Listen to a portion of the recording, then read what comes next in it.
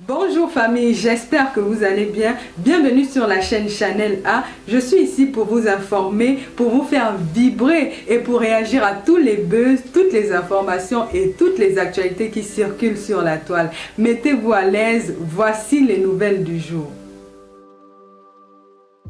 Ils ont avant de venir en fonction, est-ce qu'ils ne se sont pas servis sur les dos des Camerounais pendant qu'ils exercent leur mandat? Donc, les questions électorales, je les défends depuis de très nombreuses années.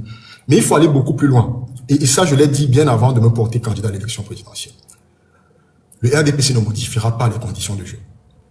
Vous ne pouvez pas mener la danse, vous avez tous les outils en votre main et vous savez que vous avez construit un système électoral qui n'est pas transparent et c'est ça qui vous permet de vous maintenir au pouvoir et subitement, vous allez changer les règles du jeu qui vous seront défavorables. Ils ne le feront pas. Il faut qu'on soit clair là-dessus. Donc, à partir du moment où nous avons constaté que le parti au pouvoir, qui tient également l'administration, parce qu'il y a une sorte d'inceste entre le RDPC et l'État camerounais, on finit par les confondre. À partir du moment où on sait que ça ne sera pas fait, il faut se battre pour prendre le pouvoir. Et une fois qu'on aura pris le pouvoir, on sera capable d'apporter les modifications constitutionnelles, électorales, institutionnelles, qui vont assurer une certaine transparence dans le jeu démocratique et qui vont permettre aux Camerounais de s'exprimer avec la confiance que ce qu'ils mettent dans l'urne, c'est effectivement les résultats qu'on va obtenir. Donc la lutte que nous menons est une lutte globale. Elle est une lutte globale. On ne s'assied pas, on attend qu'on modifie complètement le code électoral. Il faut aller conquérir la victoire. Et c'est ce que nous disons aux Camerounais. C'est que si j'ai déjà fait cette démonstration mathématique là sur plusieurs plateaux télé, parce qu'on reviendra sans doute sur la question de la coalition, je suis sûr qu'elle me sera posée, nous avons toutes les chances. Nous avons aujourd'hui 8,2 millions de Camerounais inscrits sur la liste électorale. Si nous avons 6 millions de Camerounais qui vont voter, coalition ou pas coalition, la première personne qui sortira de cette élection-là sera un candidat de l'opposition. La première personne, nous sommes dans une élection présidentielle à la majorité relative à un seul tour. Le RDPC a eu 3,7 millions de voix en 2011. Ils ont plongé à 2,5 millions de voix en 2018. Et ces 2,5 millions de voix-là, ils avaient encore l'UNDP et le FSNC comme alliés. Ils n'ont plus ces alliés-là aujourd'hui. Et je suis confiant et conscient qu'au fil du temps qu'on va évoluer vers la date finale de l'élection, il y a des coalitions d'acteurs, même parmi les candidats qui ont été confirmés, qui vont se créer. On n'aura pas, je ne pense pas qu'on aura plus de 4-5 candidats majeurs à cette élection-là. Et le RDPC ne fera pas 2 millions de voix. Le RDPC ne peut pas faire 2 millions de voix.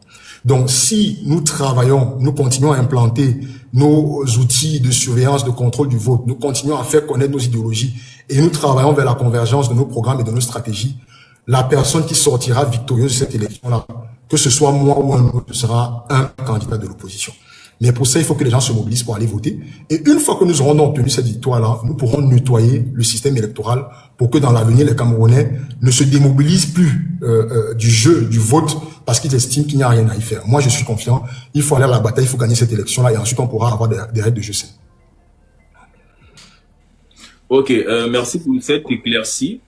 Voilà, on va entrer un peu plus dans le vif du sujet. Concernant votre programme politique, qui est résumé en 12 clés, nous n'allons pas vous demander de parcourir tout le programme parce que ça va prendre assez de temps. Mais nous allons vous demander de nous dire quelles sont les portes que vous pouvez ouvrir directement avec ces clés dès votre accès au pouvoir.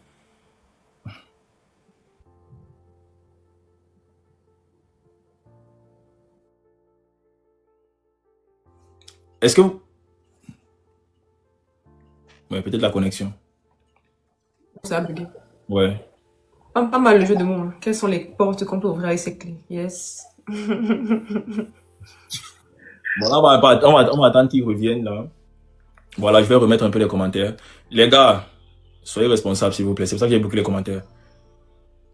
Sinon, je bloque jamais les commentaires sur mes lives. Donc, soyons responsables, s'il vous plaît. Merci. Bon, je pense qu'il a bugué. Peut-être un problème peut-être technique. Et puis, il reviendra tout à l'heure. Je vais voir s'il a déjà renvoyé sa demande.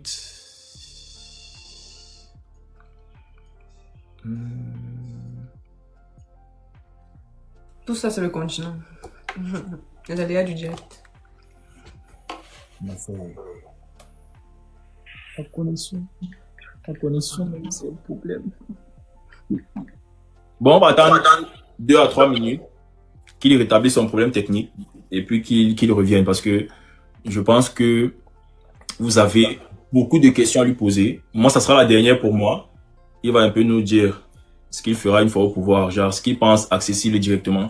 Et après, je vais vous laisser le flambeau, vous allez monter progressivement pour lui poser des questions. qu'ils puissent savoir. Vous pouvez avoir des questions de tout ordre, tout ce que vous voulez. Celui qui n'est pas à l'école, celui qui est à l'école. Vous pouvez poser des... Pourquoi l'eau qu'on boit a la couleur du pamplemousse, par exemple? C'est une question. Voilà. Est-ce que c'est quelque chose que vous pensez pouvoir résoudre? Ce sont des exemples. Soyez vraiment terre à terre. Vous n'êtes pas obligé d'avoir un langage soutenu ou quoi que ce soit. Je pense qu'il peut être à l'écoute de tout le monde.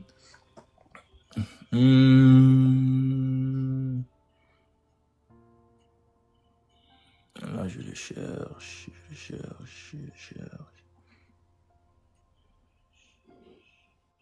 Bon, il n'a pas encore envoyé sa demande.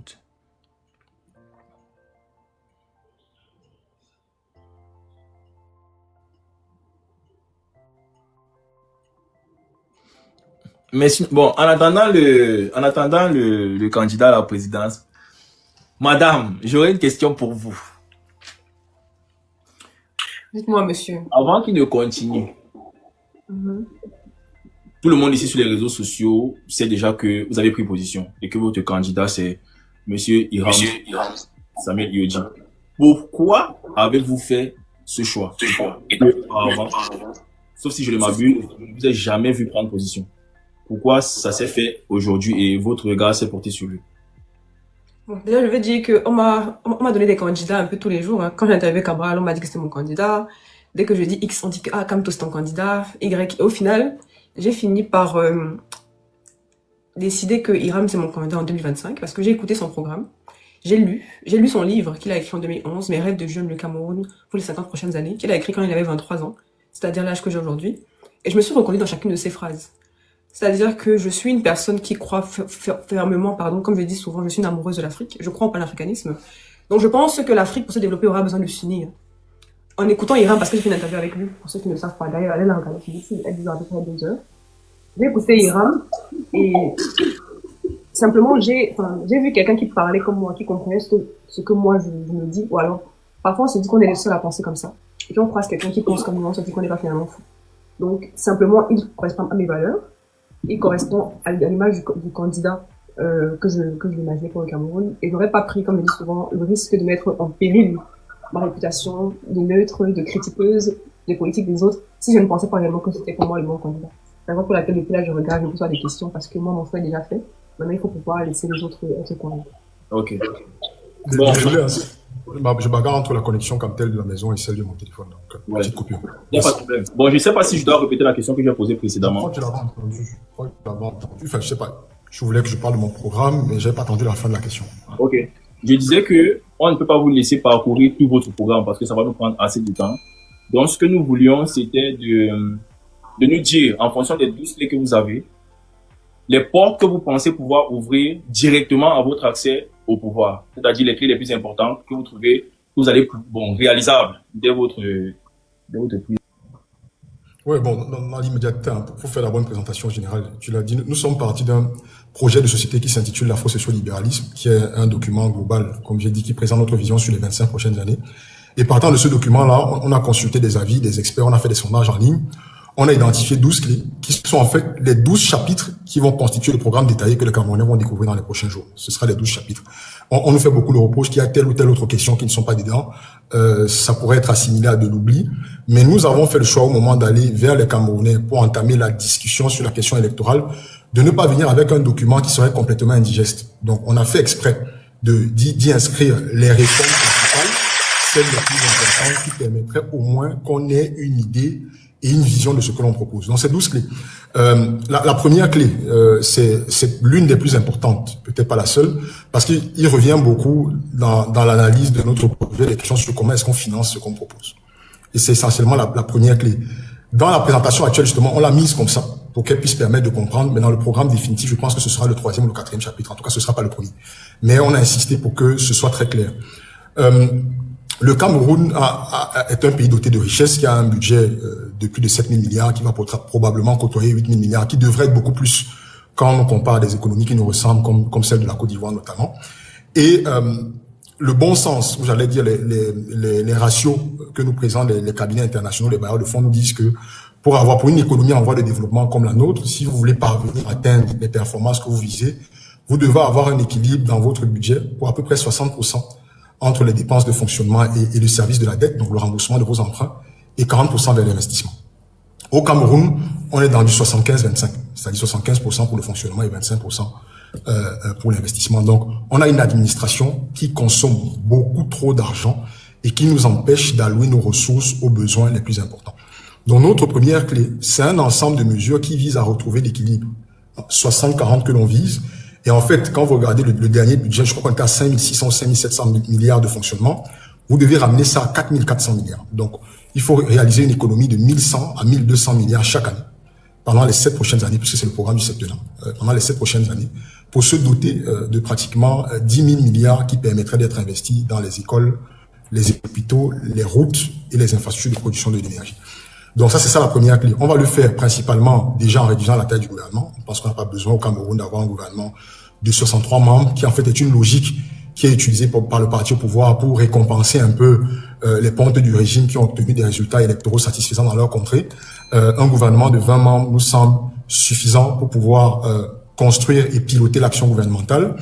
Et il y aura toute une dynamique de réduction drastique du train de vie de l'État. Donc ce que nous appelons les dépenses inutiles, qui vont des questions de gestion du parc automobilier, les bons d'essence de l'administration publique, les frais de mission, la mercuriale des marchés publics. Je crois que certains ont dénoncé, par exemple, sur le marché de la canne, on se rendait compte que l'État achète le sac de ciment 3 à 4 fois plus cher que le prix que l'on rencontre sur le marché.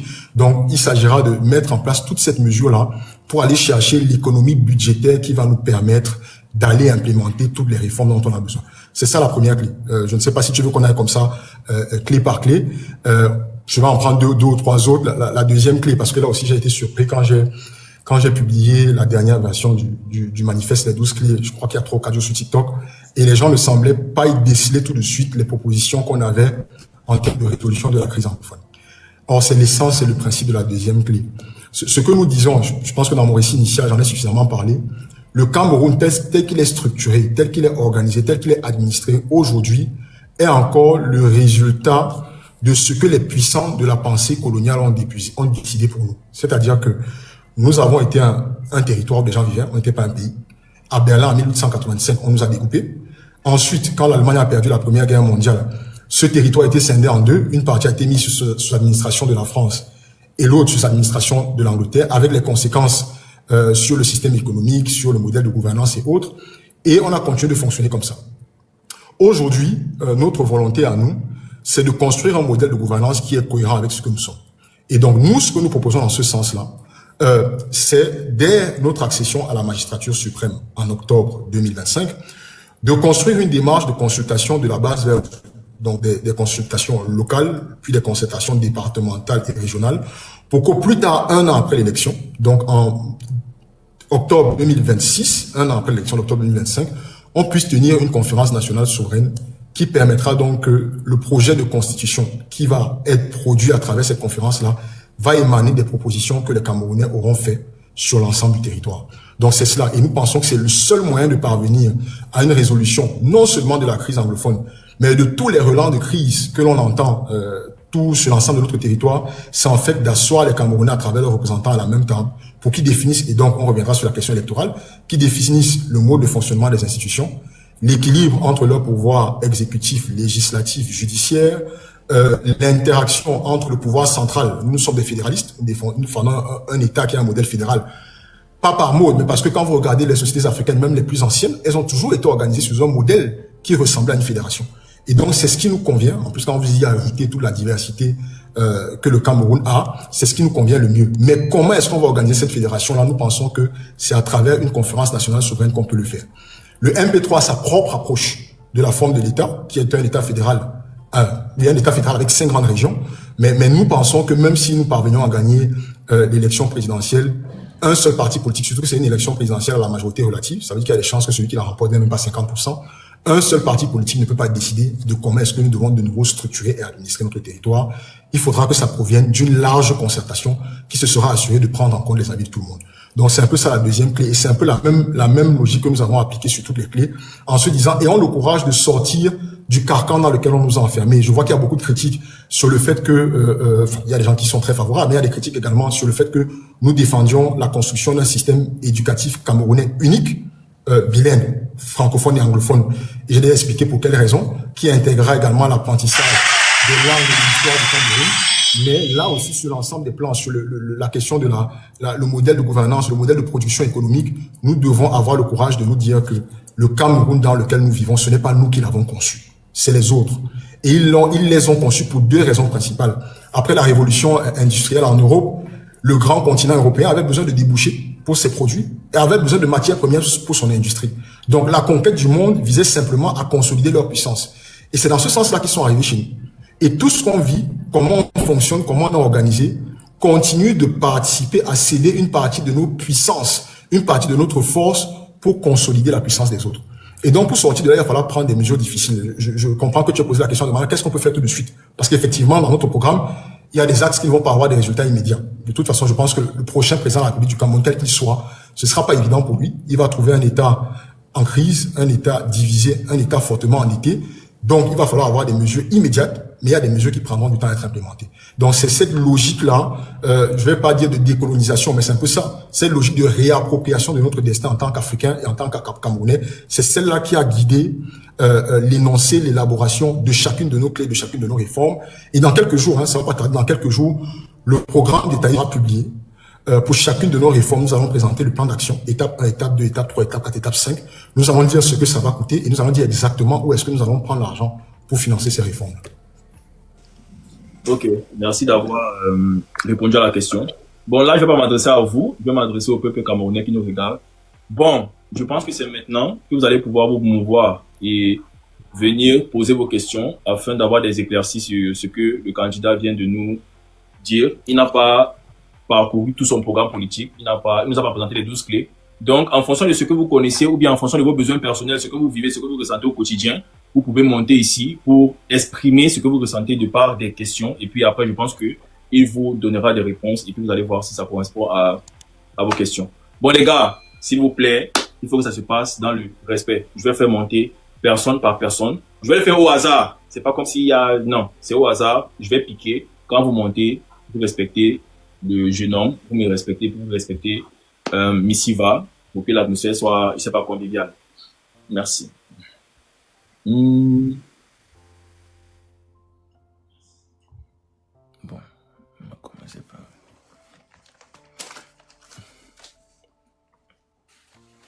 Bon, je voulais savoir, Monsieur Hiram, je ne sais pas si ça sera obligatoire que les personnes qui montent soient en caméra ou ils peuvent poser les questions à visage fermé.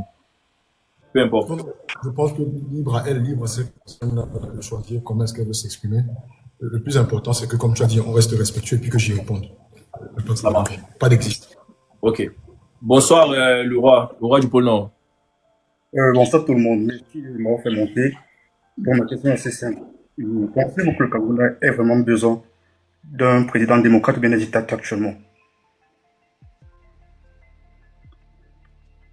Vu le désordre qu'il y a au Cameroun actuellement, pensez-vous qu'on ait besoin d'un démocrate ou d'un dictateur actuellement au Cameroun?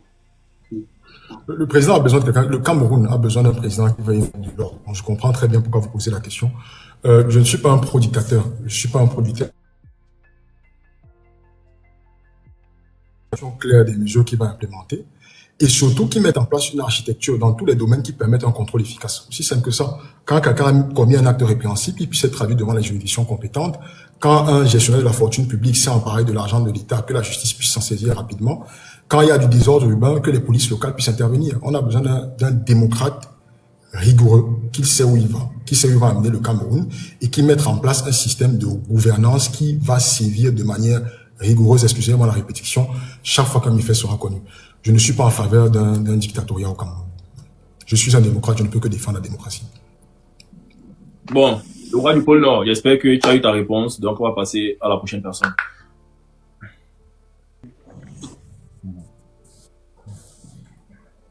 Moi, j'avais une question aussi. On m'a pas demandé si j'avais une question. C'est Victorien.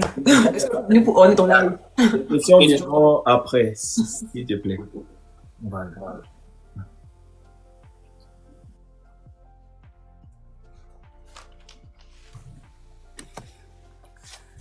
Bonsoir à tous. J'espère que vous allez bien. Bonsoir, Monsieur Hiram. Pour avoir écouté je ne sais pas si vous m'écoutez. Oui, je vous entends. Okay. Pour avoir écouté de bout en bout les 12 clés que vous proposez au peuple camerounais, La question qui me revient, c'est comment vous allez gérer le fossé qui a été créé entre les citoyens et les responsables politiques au niveau financier. Donc, que ferez-vous concrètement pour restaurer la confiance démocratique quand on sait que vous parlez de l'économie grâce à la diminution du train de vie et vous parlez de l'équilibre au niveau de la justice, vous parlez des aides sociales pour les femmes et les enfants. Moi, je me demande sincèrement, comment trouver le juste milieu pour essayer de revaloriser et contrôler le secteur public et privé en voulant faire des économies. Quand on sait que le SMIC, par exemple, au Cameroun est de 43 000 et poussière, comment faire justement pour faire des économies au même moment et revaloriser et contrôler le secteur privé et public?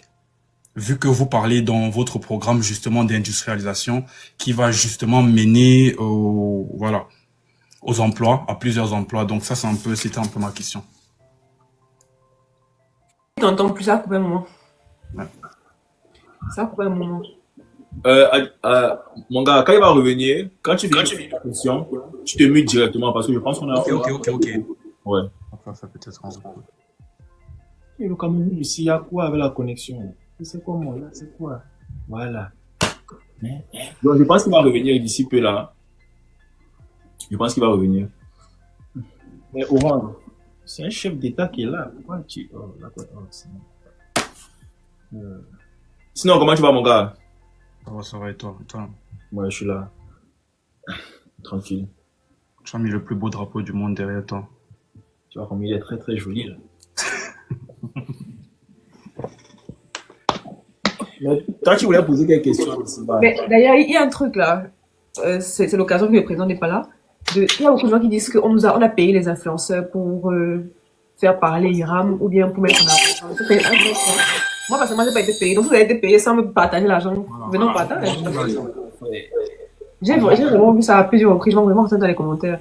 On pose des questions importantes pour le pays. Ça n'a rien à voir avec l'argent, c'est important. Les convictions. Vous connaissez ma chemise ici depuis peut-être 2 ans aujourd'hui. Si elle avait été payée vraiment, elle a changé. Hein? En fait, j'ai comme l'impression que les Camerounais ont perdu un peu l'amour peut-être de la patrie ou quoi que ce soit. Dès qu'on fait quelque chose pour eux, ou bien pour une bonne cause, ils se disent qu'on a été monnayé. Voilà. En fait, rien n'a plus l'air naturel. Rien n'est plus naturel. Nous sommes dans un environnement où on pense que la corruption est à son paroxysme. Non, les gars, moi, j'ai pas été payé. Aussi, va dire qu'elle n'a pas été payée. Si vous connaissez des personnes qui ont été payées, vous pouvez les afficher. Mais sinon, moi, je vous le dis. Voilà. Si vous avez une preuve d'une quelconque, je sais pas, vous pouvez afficher aussi. Voilà. C'est tout. Bon, je pense que... Je crois que c'est juste un souci de connexion. Ouais, c'est la connexion, justement.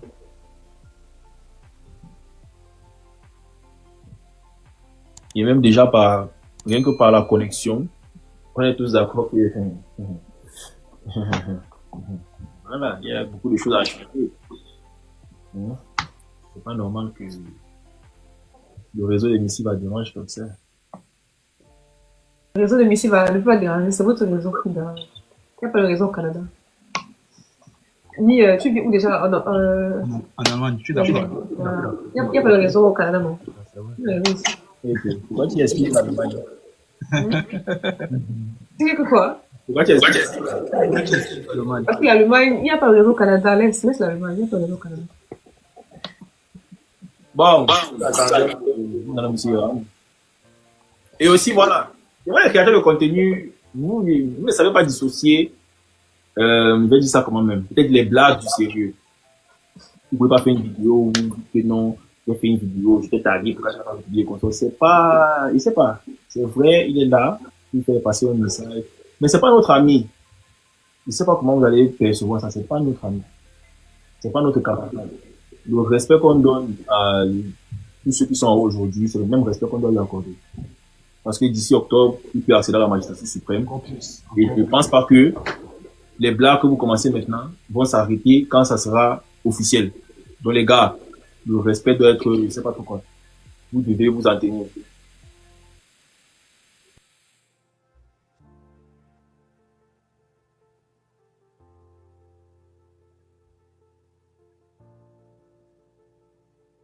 Ton micro est bloqué.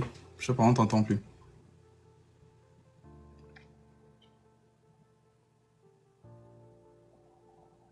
Ouais, il y a un des modérateurs là. Il est en train de voir comment supprimer quelques demandes parce que si c'est saturé, je ne pense pas qu'il va pouvoir envoyer sa demande. Ah, ok. Oui. C'était pour qu'il supprime quelques demandes là, au cas où s'il est déjà là, qu'il puisse monter.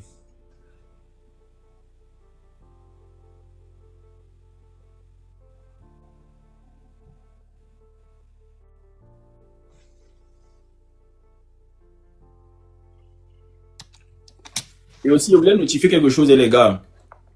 Vous êtes nombreux à faire des familles, à tweeter des trucs qu'on ne comprend pas, en disant que tel ou tel est un pion. Je pense que c'est le moment. Si vous avez un doute, si vous savez que c'est un pion, venez avec des questions qui vont dévoiler ce pion aux yeux de tous les Camerounais. Moi, par exemple, je ne veux pas qu'un pion soit à la tête de la présidence du Cameroun. Je suis Camerounais, j'aime mon pays. Si vous voulez que ce soit pareil pour vous, vous venez avec des questions qui vont le bousculer et puis on va voir si c'est un pion ou pas. C'est tout. Ça ne sert à rien de tirer sur X ou Y derrière et puis maintenant, je ne sais pas, vous êtes absent.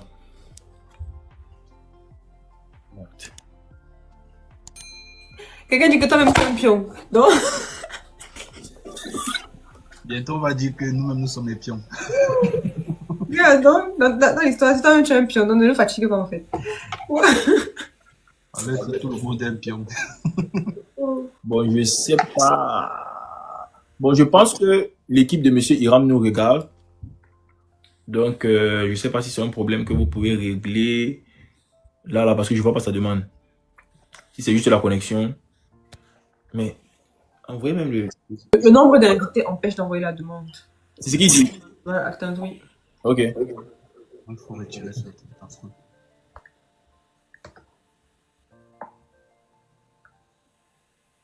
Il dit qu'il est là depuis 10 minutes. Depuis combien de temps? 10 minutes les demandes. Ok, ok. En fait, qu'il essaie de cliquer en continu. Le temps que tu retires une ou deux personnes. Vous aussi, attendez un peu, non, il remonte après vous envoyez les demandes. Non? Vous demandez ne sert à rien s'il n'est pas là. Donc, c'est bien que vous l'attendez, il monte, et puis vous renvoyez vos demandes.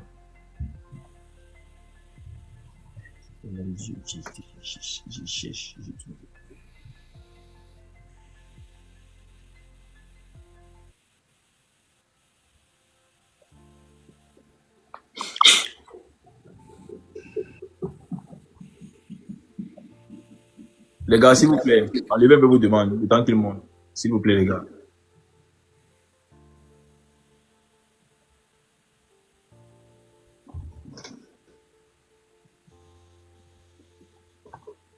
Sachant qu'on a déjà fait une 10 Une heure. dans les 2 heures prévues. Ok. Si vous parlez vos demandes. C'est bon.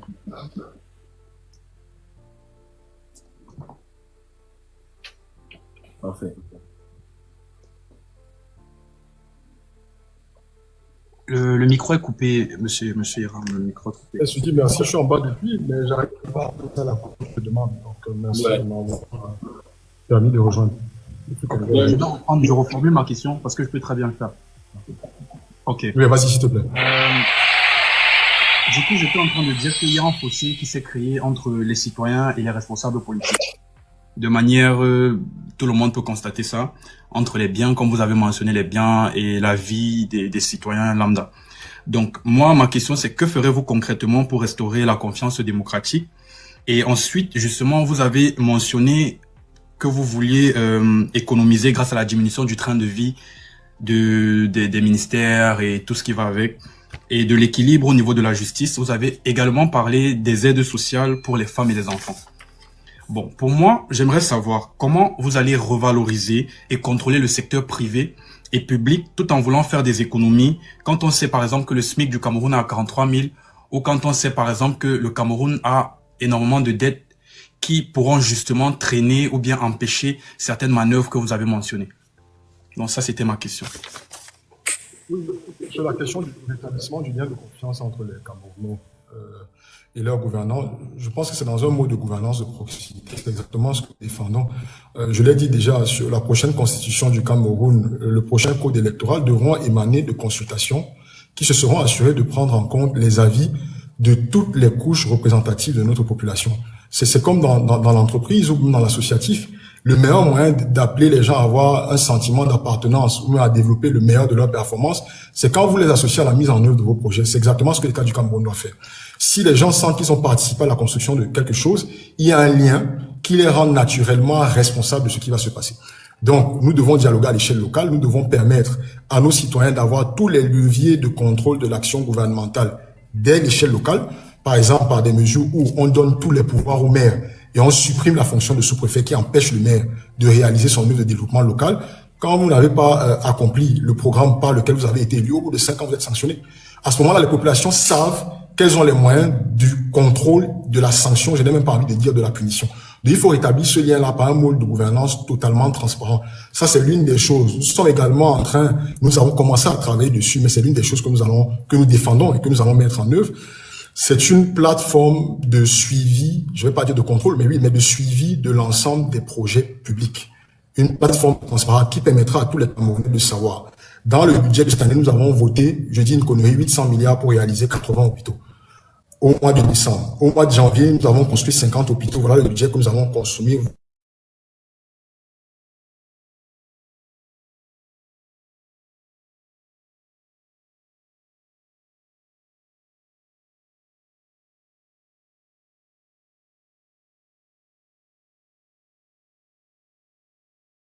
Les réseaux aussi, c'est dur, hein.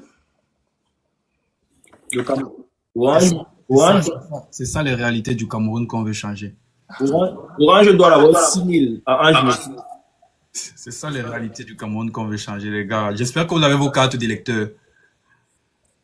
Voilà. Parce que c'est chaud. C'est chaud. Vous, là, vous avez vos cartes d'électeurs, vous deux, parce que commençons par là. Sortez les cartes d'électeurs. J'ai ma carte d'électeur. Et où? C'est là, c'est là. Sérieux, sérieux. Ok. C'est les filles nous présenter, présente au peuple camerounais. Attends, tu Voilà. Lui, on a vu ta vidéo quand tu partais inscrit au Canada, c'est là. c'est là. Excusez-nous, boss. C'est bien parce que l'histoire est responsable qu'en 2025, voilà, très bien. Je ne m'égosie pas à débattre avec les gens qui n'ont pas les cartes. Si tu veux qu'on débatte, C'est ouais, clair. d'accord. Dès que tu me montres ta carte, et puis c'est te convaincre. Si tu n'as pas la carte, vraiment, évite de me gaspiller ma salive, vraiment. Ah, la connexion au Cameroun. Et pense qu'il y aura un contrôle de demande, du coup. Non, je pense que là, il peut monter. Ou bien, les modérateurs, là, s'il vous plaît, faites un peu le nettoyage, là, pour qu'ils puissent avoir la place. Mais je pense qu'actuellement, il n'y a pas assez il n'y a pas trop de demandes. Enfin, Il faut encore nettoyer, apparemment. ouais. Voilà, le réseau, si laisse-moi un peu terminer. Une seule œuvre, non, après je te coupe encore.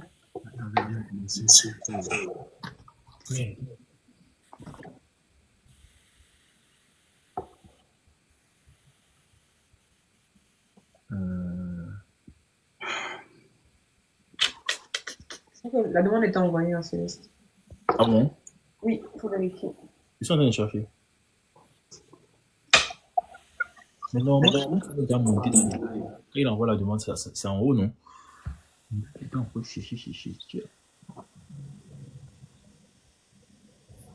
Ah, On fait avec la réalité du terrain. Hein. Voilà. Ouais. C'est ça. Vous étiez arrêté justement au niveau de la plateforme qui est en train d'être voilà, mis sur pied. Oui, est-ce qu'on m'entend là? Voilà, donc oui, je parlais, là, je suis sur mon téléphone. J'espère que ça va tenir. Je parlais de la nécessité d'avoir justement une plateforme de transparence qui permette à tout Camerounais, quel que soit l'endroit où il se trouve au Cameroun ou à l'étranger d'ailleurs, de pouvoir sur des différents projets, infrastructures publiques. Donc il faut rétablir le lien entre les Camerounais et l'État. Je pense que votre deuxième question était de savoir si on s'achemine vers une réduction drastique du train de vie de l'État, est-ce qu'on n'est pas en même temps en train de paralyser notre capacité, c'est bien ça, non, à réaliser les projets sociaux et autres. Est-ce que j'ai bien compris pour être sûr? Voilà, donc deux choses. Le budget s'équilibre entre les recettes et les dépenses. Donc les recettes que nous avons principalement, c'est les recettes fiscales, et les dépenses que nous avons les dépenses de fonctionnement, nous avons le remboursement de la dette. Comme j'ai dit, nous n'allons pas toucher aux dépenses au service de la dette, puisque de toute façon, il nous faut rembourser nos engagements. Mais je parlais de la réduction du train de vie de l'État, qui, elle, peut permettre de rediriger une partie de nos ressources vers le financement de nos infrastructures sociales. Et j'ai cité les catégories qui sont concernées. Il ne s'agit pas du tout de paralyser notre administration, c'est pas cela. On m'a également posé la question, je pense il y a quelques semaines, de dire en même temps, effectivement, je demande de réduire le train de vie de l'État, mais en même temps, je parle d'allocations, notamment les allocations naissance. Combien est-ce que je vais... Et c'est ce que je dis. On a à peu près 1 million de naissances au Cameroun. Et dans un hôpital public, la charge financière moyenne pour une naissance, c'est 300 000 francs CFA. Quand on n'a pas de césarienne, et on espère qu'on en aura le moins possible, ça vous fait une dépense globale de 300 milliards par année. La réduction ou l'économie que nous sommes capables de faire en ramenant notre équilibre de 60-40 vers de 75-25 vers un équilibre de 60-40 comme j'en ai parlé, vous permet d'économiser 1100 milliards. Et j'estime qu'il vaut mieux économiser 1100 milliards sur les carburants, sur les logements, sur les missions, sur le train de vie global de l'État. Et dans ces 1100 milliards-là, prendre 300 milliards qu'on est capable d'affecter à une charge sociale comme la naissance des Camerounais, comme l'accompagnement de nos mères qui nous donnent la vie, me donne l'impression que c'est une priorité beaucoup plus importante. Donc, à chaque fois, il va falloir arbitrer. Ce sera un arbitrage de tous les jours entre ce qui est utile, ce qui est nécessaire, ce qui est impératif, et ce dont on peut se délecter, qui n'est pas absolument une priorité pour nous. Aujourd'hui, pour pouvoir déployer et développer notre économie, vous avez besoin de 2-3 choses. D'abord, vous avez besoin des écoles qui donnent les compétences aux Camerounais pour qu'ils soient employés par notre marché de l'emploi. Vous avez besoin de l'hôpital qui soigne et qui préserve nos santé pour que nous ayons une main d'œuvre forte. Et vous avez besoin des infrastructures. D'une part, les infrastructures de transport, routes, chemins de fer, fluviales, qui permettent aux gens de se déplacer sur le territoire, mais également d'acheminer les biens vers les zones de production, des zones de production vers les zones de consommation, et enfin, les infrastructures de production de l'énergie. Ces 4 secteurs-là sont les 4 secteurs d'absolue priorité pour nous, et je pense donc que il faut avoir le courage de couper dans certaines charges de fonctionnement pour allouer ces ressources-là et ne pas essentiellement faire fonctionner notre investissement sur la dette. Le Cameroun est déjà suffisamment endetté. Je ne sais pas si ma réponse est suffisamment claire. Exactement, c'est ce que je voulais savoir. Vous avez même ajouté justement certains contours que j'ai pu comprendre. Merci beaucoup. Merci d'être passé, mon gars. Une question avant qu'on ne prenne la prochaine personne, c'est de savoir, monsieur Samuel Iram me dit, quelle est la place de la femme dans votre programme? Ou le réseau, c'est encore... Non, c'est pas le réseau, peut-être la réseau. Ok. J'allais dire, quelle est la place de la femme dans votre programme? Au Cameroun, on a eu de récentes... Ok. Au Cameroun, on a eu de récentes actualités, des féminicides à gauche, des féminicides à droite. Vraiment, on a l'impression, malheureusement, que même si le temps avance, la femme au Cameroun, mais en Afrique aussi en général, est encore léguée au second rôle. Est-ce que dans le gouvernement ou alors dans un Cameroun dirigé par M. Ameïram Nyodi, ce sera la même chose? Pour vous, globalement, quelles sont les mesures que vous mettez en place pour les femmes? Oui, il y en a quelques-unes. Je rappelle toujours que, et ça fait partie des choses dont on doit se détacher, que l'Afrique, contrairement à ce qu'on veut nous faire croire, est une société matriarcale. L'Afrique antique, pas celle que l'on vit maintenant. Et que même dans l'ensemble de nos mythes, on sait très bien que l'essence ou la solidité de nos sociétés repose sur un juste équilibre entre le pouvoir masculin et le pouvoir féminin. Malheureusement, ce sont des choses qu'on a abandonnées dans le cours de notre histoire contemporaine, et c'est ce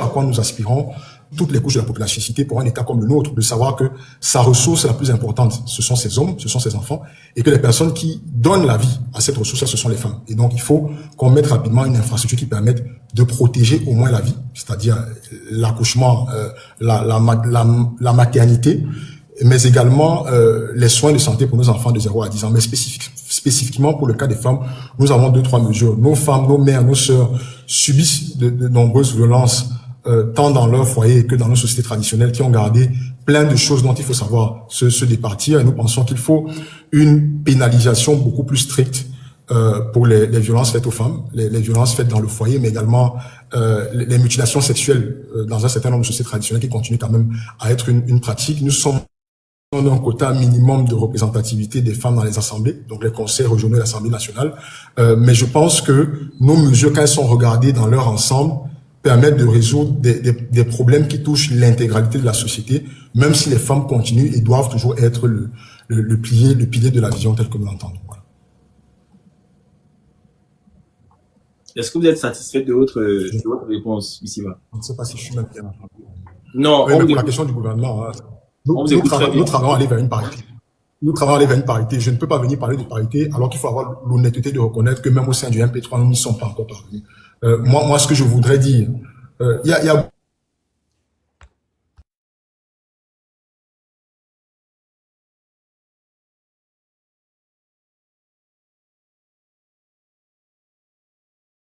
beaucoup de choses que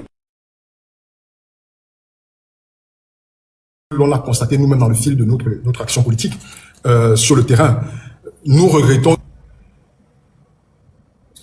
nous rendons compte nous-mêmes au sein de nos activités, au sein du MP3, qu'on n'a pas encore suffisamment de dames avec nous. Donc, quand on a des photos qu'on fait à la fin des réunions, je vois tout de suite les commentaires sur Facebook. Donc, je pense qu'au-delà de ce qu'on peut faire pour la femme, il y a un message et un appel que je veux lancer ici pour continuer de dire. Et ça, c'est ce que je dis depuis de nombreuses années, bien avant d'avoir été en politique. La politique, c'est la gestion des affaires de la cité, c'est-à-dire c'est la gestion des affaires de tout le monde. Et on ne peut pas avoir 51-52% de la population pour le cas du Cameroun, c'est-à-dire les femmes qui s'excluent. Est-ce qu'elles le font par leur propre fait ou par l'environnement qui n'est pas favorable, qui s'excluent du champ de la prise de décision. Mais je sais que c'est pas évident. Quand nous tenions nos réunions, notre dernière conférence des délégués en octobre, nous avons placé cette conférence un samedi à 10h du matin. Du regard d'homme que j'ai, c'était l'horaire ou la plage horaire qui était la plus favorable. Et c'est là qu'un certain nombre de nos sœurs membres du parti nous ont rappelé que c'est quand même à cette heure-là qu'elles font le marché. C'est à cette heure-là qu'elles doivent accompagner les enfants aux activités récréatives. Et donc, ce n'est pas toujours évident. C'est-à-dire que l'organisation même de la plateforme politique ne favorise pas toujours l'implication des femmes. Mais là, nous avons un défi à relever. Il faut que la plus large majorité d'entre nous prennent part au processus politique de manière générale et au processus électoral en particulier. Donc, je continue de le dire, mes sœurs, mes mères, mes filles, on est à un tournant particulier de notre histoire malgré les obstacles. Investissez les formations politiques, même si c'est pas le MP3, même si c'est les formations politiques, parce que c'est là-dedans qu'on forge l'idéologie qui va aller conquérir pour prendre le pouvoir et mettre en œuvre toutes les réformes qui vous permettent d'améliorer votre quotidien. Mais si vous n'êtes déjà pas là au moment où on élabore ces solutions-là, il y a de très fortes chances que la solution qui va conduire notre destin ne tienne pas compte de ce que vous estimez être des priorités. Donc voilà ce que je peux dire là-dessus.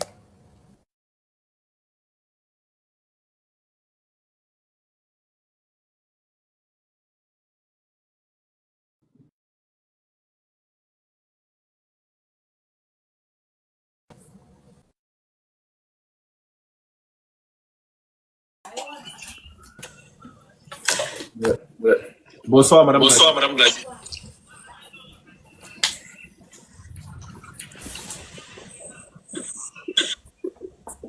Bonsoir. Bonsoir.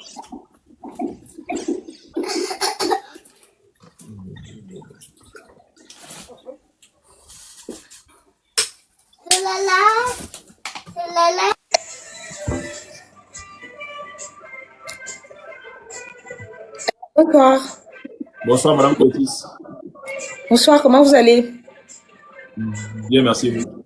Super, je vais très bien. Bonsoir la péritocratie. Bonsoir, monsieur le président. Je vous appelle déjà monsieur le président, c'est très important pour moi. Ok, j'espère que vous allez bien. Comme mon nom l'indique, je m'appelle Curtis Arabelle Ndongo. Et j'ai pas grand-chose à dire. Déjà, je félicite beaucoup votre ambition. Je suis passée plusieurs fois sur votre portfolio. J'ai pu regarder en détail, mais vraiment en détail, tout votre programme. J'ai pris mon temps de lire votre livre. J'ai pris mon temps de vous écouter sur les quelques petits plateaux que vous avez pu faire, quelques petits débats que vous avez pu donner. Et j'aimerais dire qu'en tant que Camerounaise, je vous connais pas de nulle part, vraiment, j'aimerais le signaler, mais j'aimerais dire que je suis conquise par ce que vous proposez, mais vraiment conquise.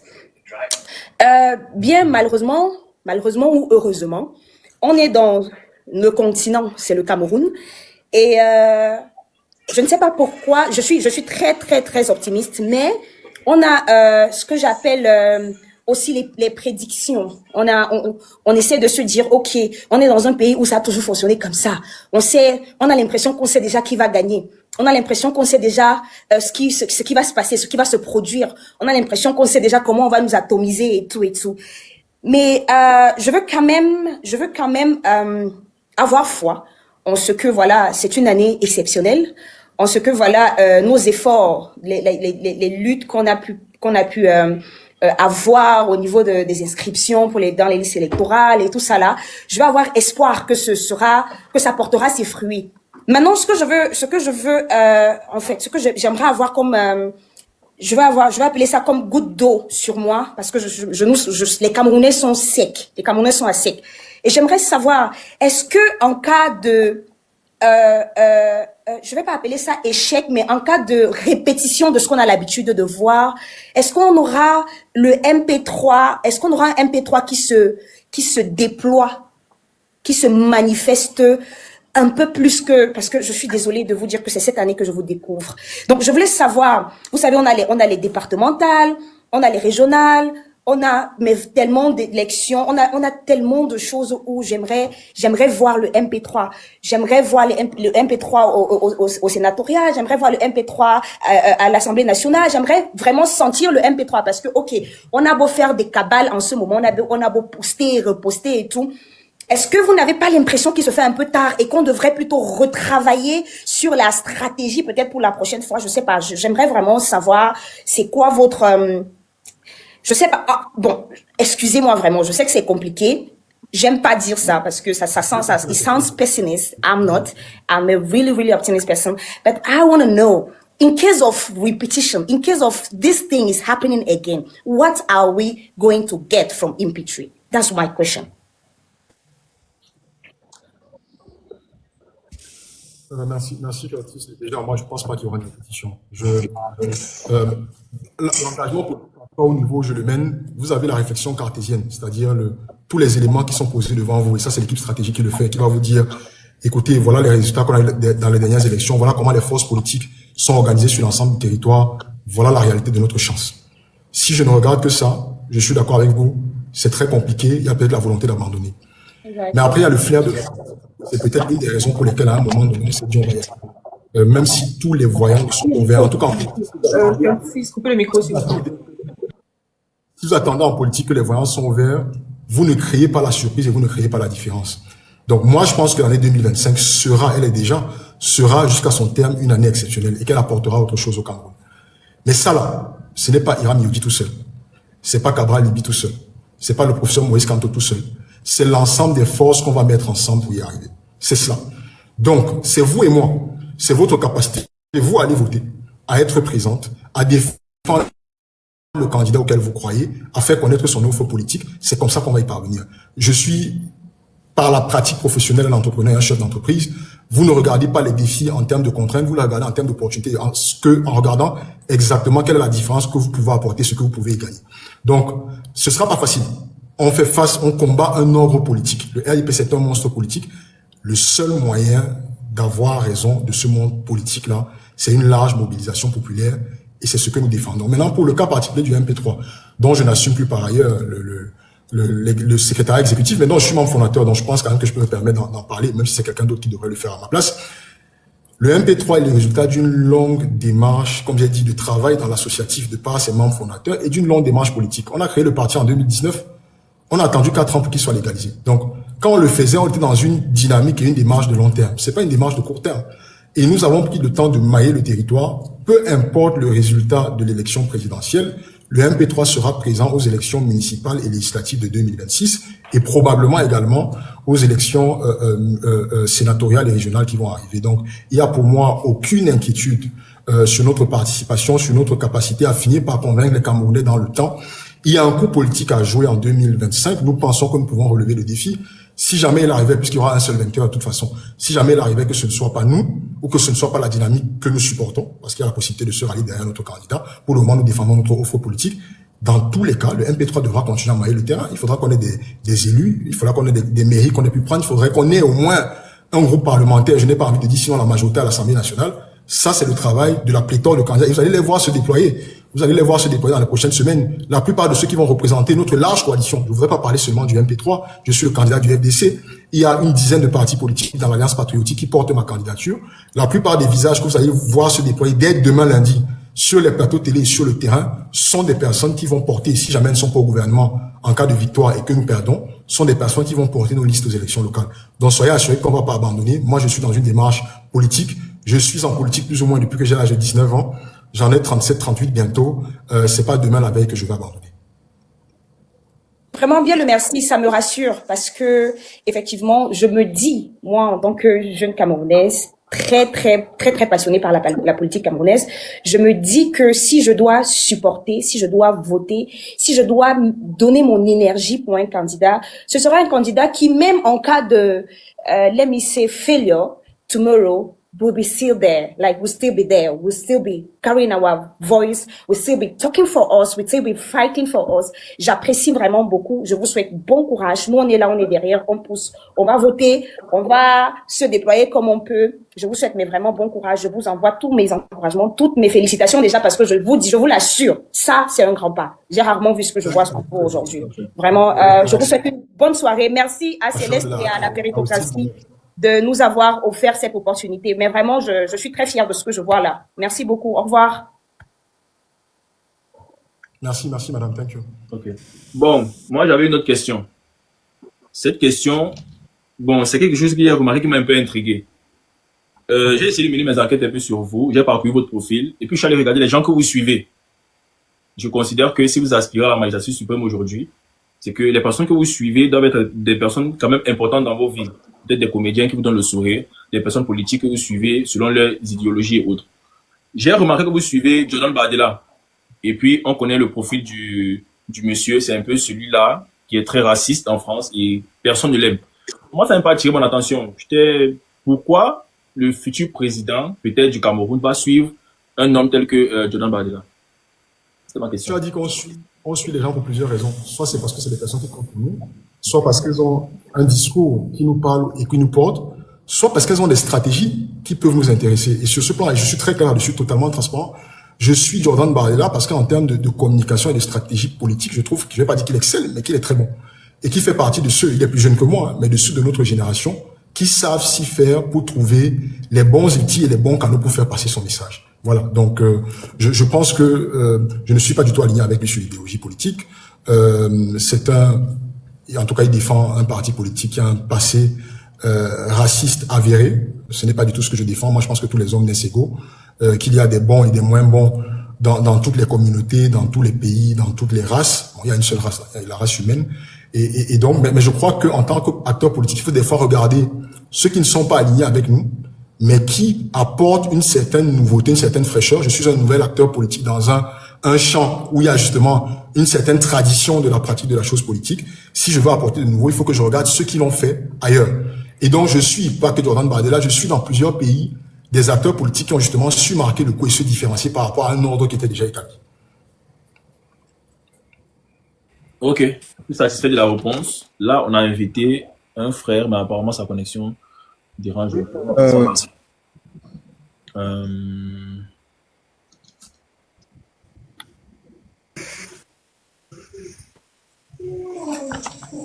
Allô? Bonsoir, monsieur Awana. Bonsoir. Ouais. S'il vous plaît, est-ce que vous pouvez vous déplacer, genre, parce qu'il y a il y a des bruits derrière vous là. C'est bon là? Bon, c'est parfait. Nous vous écoutons. D'accord. Bonsoir, monsieur Hiram. J'avais trois questions. Bon, une question à trois volets, si on peut dire ça comme ça. Vous préférez que je vous les pose une fois ou bien que j'y vais une à une? Oui. Si c'est la même question qui a trois volets, allez-y, au besoin, je vais prendre des notes. Si je... Bon, allons-y. Bon, concernant le point sur le retrait du Cameroun de la Banque mondiale et du FMI, comment comptez-vous vous y prendre, sachant qu'on y a des dettes très élevées? Bon, ça c'est la première question. Bon, aussi, qu'est-ce que vous comptez faire concernant la fuite des cerveaux? Et aussi, comment ferez-vous pour faire revenir ceux-là qui sont déjà partis? Bon, ça c'est la deuxième question. Et la troisième, c'était votre avis par rapport à une possible coalition. Est-ce que vous y pensez ou bien ça ne fait pas partie de voilà. Ok, merci mon frère. Alors, sur la question de l'affranchissement de la Banque mondiale et du FMI, c'est la position que nous défendons. Ça se fait en plusieurs volets. La première des choses, c'est que le Cameroun est un pays qui a des richesses et donc qui a la capacité de choisir par lui-même de ses partenaires stratégiques de manière prioritaire. Je pense que nous devons prioritairement nous tourner vers des pays qui ont un peu eu le même parcours et le même vécu que nous et qui peuvent le mieux nous comprendre, même si aujourd'hui ce sont des pays développés. Et donc, notre orientation, c'est prioritairement de travailler avec les pays africains, mais aussi avec les pays des BRICS, qui nous semblent devoir être les partenaires prioritaires qui peuvent nous accompagner dans notre démarche de développement. Donc, on se retire progressivement du FMI et de la Banque mondiale On a des engagements à y respecter, on va les respecter. Mais pour les nouveaux engagements qu'on aura à prendre, on a le Brésil, la Russie, l'Inde, la Chine, le Pakistan, le Brésil, qui peuvent être des partenaires stratégiques qui vont mieux nous accompagner. Et je pense qu'ils auront moins la tentation d'avoir une certaine ingérence dans la gestion de nos affaires internes. Donc ça, c'est la position que je défends. Mais au-delà, je suis porté vers la construction, comme j'ai dit, d'un marché panafricain qui doit donc développer son propre fonds monétaire. Il faut le savoir, hein, le fonds monétaire africain, tel qu'il avait été pensé lorsque le guide libyen Muammar Kadhafi était encore en vie, devait avoir son siège à Yaoundé. Et ce que nous défendons également, c'est un Cameroun qui, dans le champ diplomatique, surtout sur la scène panafricaine, reprend sa position de leadership et est donc capable de mener la dynamique vers la création ou la consolidation du marché panafricain, la monnaie panafricaine, c'est ce que nous défendons, et la création d'institutions de financement complètement maîtrisées et contrôlées par les Africains. Voilà. Sur la question de la fuite des cerveaux, les Camerounais parlent parce qu'ils ne trouvent pas leur compte au Cameroun. Aussi simple que ça. On a une économie qui ne parvient pas à offrir suffisamment d'opportunités d'emploi pour nos diplômés, c'est une réalité. On a un système de gouvernance qui n'est pas transparent. On a un appareil étatique qui, de manière globale, est brutal. Je n'ai pas envie de dire violent et répressif. Dans ces conditions-là, on ne peut pas empêcher les Camerounais d'aller se chercher pour avoir une vie meilleure ailleurs. Ce que nous devons faire, c'est de réassainir notre gouvernance, d'avoir des services publics, et je parle principalement les forces de maintien de l'ordre, les forces de défense et de sécurité, qui se rappellent que leur première mission, c'est d'abord de servir et de protéger les citoyens, et enfin d'avoir une économie qui est suffisamment développée, suffisamment industrialisée pour pouvoir absorber à peu près le million de Camerounais diplômés de nos universités chaque année. Voilà ce que nous comptons faire. Il y a une fuite de cerveau qui continue, donc le retour également va se faire de manière progressive. Nous défendons l'adoption de la plurinationalité pour permettre aux Camerounais de l'étranger de mieux participer à l'essor de notre économie nationale. Nous comptons mettre en place ou créer un fonds d'appui aux investissements de la diaspora pour que, voilà, c'est 400 milliards. On m'a repris la dernière fois en me disant que c'était 600 voire 700 milliards. Mais de mes chiffres, c'est 400 milliards de francs CFA qui sont rapatriés chaque année, depuis les 3 dernières années en tout cas, au Cameroun par la diaspora, qu'on puisse capter une partie de ces fonds-là pour financer les projets et les infrastructures publiques. Donc c'est une démarche qui va prendre du temps. Il faut que les Camerounais reprennent confiance en leur État, reprennent confiance en leurs dirigeants et surtout se disent, parce qu'une bonne partie de ceux qui partent, c'est aussi la réalité de notre champ politique, c'est les questions d'intimidation, c'est les exilés politiques qui ont fui pour pouvoir sauver leur vie. Donc il faudrait que la confiance revienne et qu'on se dise qu'on a un environnement qui est favorable où les gens peuvent s'exprimer de manière libre et de manière totalement transparente. Sur la question de la coalition, je l'ai dit, moi, la coalition, elle est dans mon ADN. En 2018, j'ai été le coordonnateur du programme politique du bâtonnier à Kérémouna. Je l'ai accompagné tout au long de cette élection-là. Pendant près d'1 an et demi, nous avons été l'un aux côtés de l'autre. Et quand nous sommes arrivés à l'ouverture de la campagne présidentielle, à 2 semaines de l'élection présidentielle, avec l'ensemble des équipes, quand nous avons regardé la cartographie des candidats de l'opposition et les chances que nous avions de victoire, nous avons été froids. On lui a dit, président, vous pouvez y aller, mais si vous allez aller, voici à peu près le score que vous allez faire, et voilà comment est-ce que l'opposition va être structurée. Si vous accordez votre soutien au candidat qui est le mieux placé, il peut avoir un effet d'entraînement qui va encourager les autres à se ranger derrière lui, et là on aura une véritable chance de victoire. Ce que je regrette dans cette aventure-là, c'est quand même moi qui annonce cette coalition-là sur les antennes d'Equinox 2 jours avant l'élection, c'est qu'elle se soit fait tard. Parce qu'on avait commencé à batailler suffisamment tôt pour que le message puisse être passé aux Camerounais au moins 5 jours, voire 1 semaine avant l'élection. Maintenant, moi, je n'étais que un jeune acteur. Je n'avais pas tout le poids qu'il fallait dans l'équipe pour que ce soit moi seul qu'on écoute. Ça a pris quelques jours, on a fini par convaincre un peu tard. Donc, je voudrais rassurer les Camerounais, moi, je l'ai dit depuis, nous sommes favorables à une coalition de l'opposition. Mais dans tous les pays du monde, l'opposition n'est pas un champ idéologique homogène. Ça veut dire que qui dit coalition, dit d'abord coalition de projets. Et c'est pour ça que nous, dès le départ, nous nous sommes rapprochés de toutes les formations politiques qui nous semblaient avoir une convergence idéologique avec nous. C'est-à-dire des formations politiques qui défendent la place de l'identité camerounaise, la renaissance africaine et notre souveraineté. On s'est rapprochés de ces formations-là pour voir comment est-ce que nous pourrions faire chemin ensemble. Il y en a qu'on a pu embarquer dans notre démarche. Il y en a qu'on n'a pas pu. Moi, je ne perds pas espoir. Je sais qu'en politique, le temps que les gens pensent être court et encore long, ça peut se jouer en 2-3 jours. Je suis convaincu, je l'ai dit, qu'il n'y aura pas plus de 4 grands candidats. Nous sommes 13 aujourd'hui confirmés. Je pense qu'il n'y aura pas plus de 4 à la veille des élections.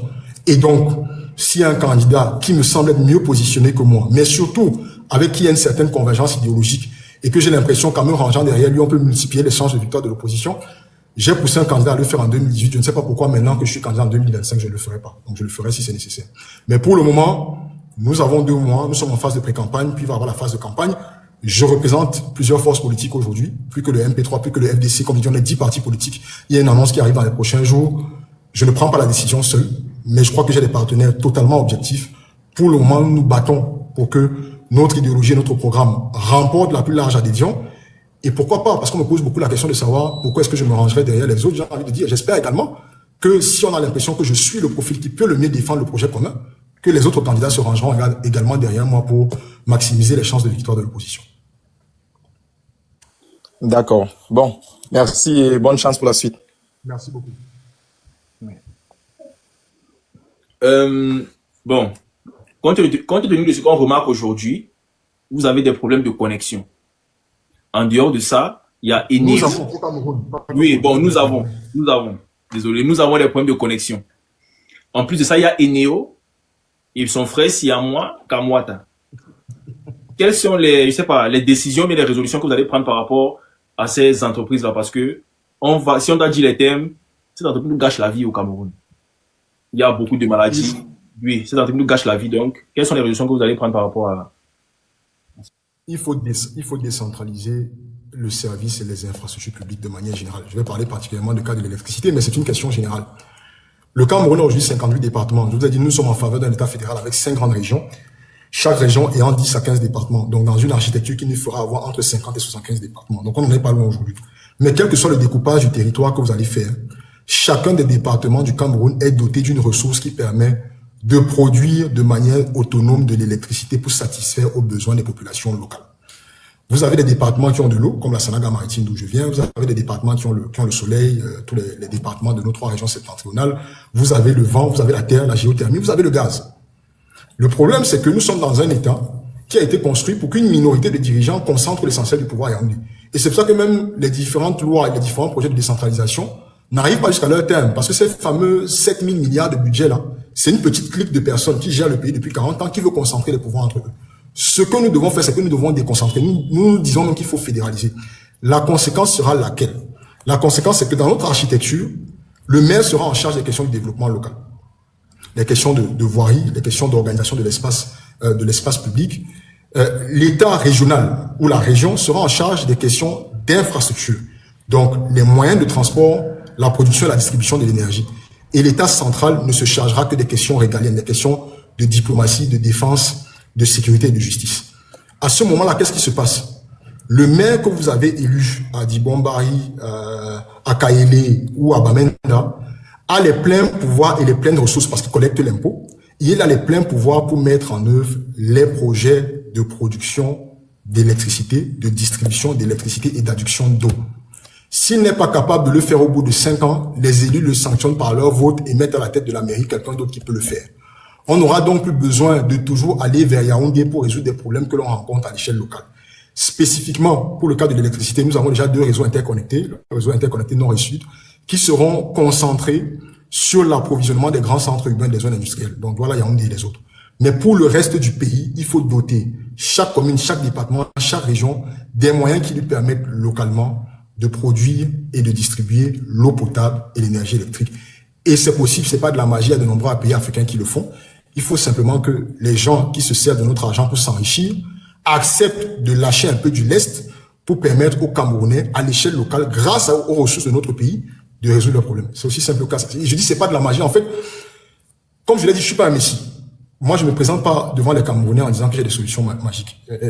On nous disait en école d'ingénierie que vous retiendrez de toutes vos études 2 choses essentielles, la règle de 3 et le bon sens. Et la règle de 3 et le bon sens suffisent pour diriger un pays. On n'a pas besoin d'être un magicien en éliminé. On a besoin d'organiser l'État et de mettre à la tête des différents départements ministériels les personnes qui, elles, ont les compétences techniques pour mettre en œuvre la vision que vous proposez. Donc, les solutions que nous proposons sont des solutions de bon sens que d'autres ont appliquées et qui apportent des résultats. La seule raison pour laquelle on n'arrive pas à les appliquer au Cameroun, c'est parce qu'on a des personnes qui ont pris le pays en otage et que, comme vous le voyez, on est prisonnier des guerres de clans, des personnes qui veulent continuer de gérer les 7 000 milliards de budget du Cameroun, au lieu de se concentrer peut-être à gérer les 2 000 milliards qui concernent les questions régaliennes et que le reste des 4 000 milliards soit déployé directement au niveau des régions, des communes et des départements. Voilà ce que nous proposons. Nous pensons qu'il faut juste avoir le courage politique pour mettre cela en œuvre. Et comme dans d'autres pays, vous avez des pays où même ça va dynamiser également la scène politique. Vous avez des pays, je vais prendre par exemple l'exemple de pays étrangers, comme la France et les États-Unis. Aux États-Unis, par exemple, vous avez des personnes qui font exclusivement la politique à l'échelle locale. Ils sont députés ou sénateurs d'un État, la Californie, Washington DC ou whatever, et ils se concentrent à travailler avec les ressources de cet État-là pour résoudre les problèmes locaux. Être député à Washington, ça les intéresse pas du tout. Ça les intéresse pas du tout parce qu'ils ont toutes les ressources pour travailler. Donc, en déconcentrant, on aura également une certaine animation de la chaîne, de la scène politique locale qui va faire qu'un acteur politique sera tout à fait à l'aise d'être le maire de Berthois sans avoir l'ambition d'être président de la République parce qu'il sait qu'à Berthois, il aura tous les outils pour résoudre les problèmes des populations de la ville de Berthois. Voilà comment est-ce que nous voyons cette architecture-là qui doit permettre pas seulement l'eau et l'électricité, hein, on a des routes, on a les axes, on en parle beaucoup parce que ça tue les Camerounais. On ne parle pas des routes dans nos communautés urbaines et rurales qui abîment nos voitures et qui nous font dépenser, exploser nos budgets de maintenance. On a toutes les pannes qui vont dans le changement des pièces mécaniques. Donc, il y a une nécessité de déconcentrer et de permettre que nos dirigeants politiques locaux aient tous les outils pour prendre les décisions. Ok. J'avais une autre question, mais cette question me concerne personnellement. Moi, par exemple, j'ai fait l'IAI Cameroun. J'ai eu mon diplôme d'ingénieur de travaux informatiques. Et après, c'était un peu compliqué pour moi de trouver l'emploi au Cameroun. Et puis, il y a beaucoup d'autres jeunes comme moi qui ont ce même problème-là. Donc, moi, je voulais savoir, est-ce que le système éducatif au Cameroun n'est pas structuré de telle en sorte que chaque Camerounais, quand il finit peut-être un cursus, il n'est pas assez calé sur, une formation en particulier. Par exemple, actuellement, je suis au Canada, je fais électromécanique. Et ici, on ne va pas de gauche à droite. On fait pas la mathématique, on fait le français, on fait l'anglais. Non. C'est mécanique, pratique. Ici, c'est peut-être 5% de théorie juste pour apprendre les pièces et tout. Et puis, on est tout le temps en usine. On assemble ici. On fait ça, X. Ça veut dire que si on me met dans n'importe quel cadre, en entreprise, on me demande de faire des choses basiques ou bien des choses même plus professionnelles, je peux apporter quelque chose de ce que j'ai appris à l'école. Mais au Cameroun, c'est un peu plus compliqué. On a l'impression que le système éducatif est complètement déconnecté du marché de l'emploi. Comment peut-on régler ce problème-là? C'est exactement cela. Ce qu'il est de la gouvernance est également du système éducatif. Le système éducatif est l'héritage d'un système colonial qui avait pour but de former les relais de l'administration. Je vais prendre le cas particulier de la France parce que le système éducatif anglophone au Cameroun, qui est un peu ce vers quoi nous devons tendre, je pense, est un peu plus pratique, même s'il faut aller encore plus loin. Ce système-là visait à former les relais de l'administration. Et donc, on avait un système très littéraire, où on continue d'avoir, aujourd'hui on a beaucoup d'écoles, d'instituts privés, universitaires qui permettent de, résorber un peu le gap, mais où on formait beaucoup de personnes dans les sciences politiques, les sciences juridiques pour qu'ils soient des administrateurs. Et c'est ces personnes-là qui nous dirigent aujourd'hui. Donc c'est le logiciel que nous vivons, le logiciel éducatif que nous vivons depuis 30, 40, 50 ans.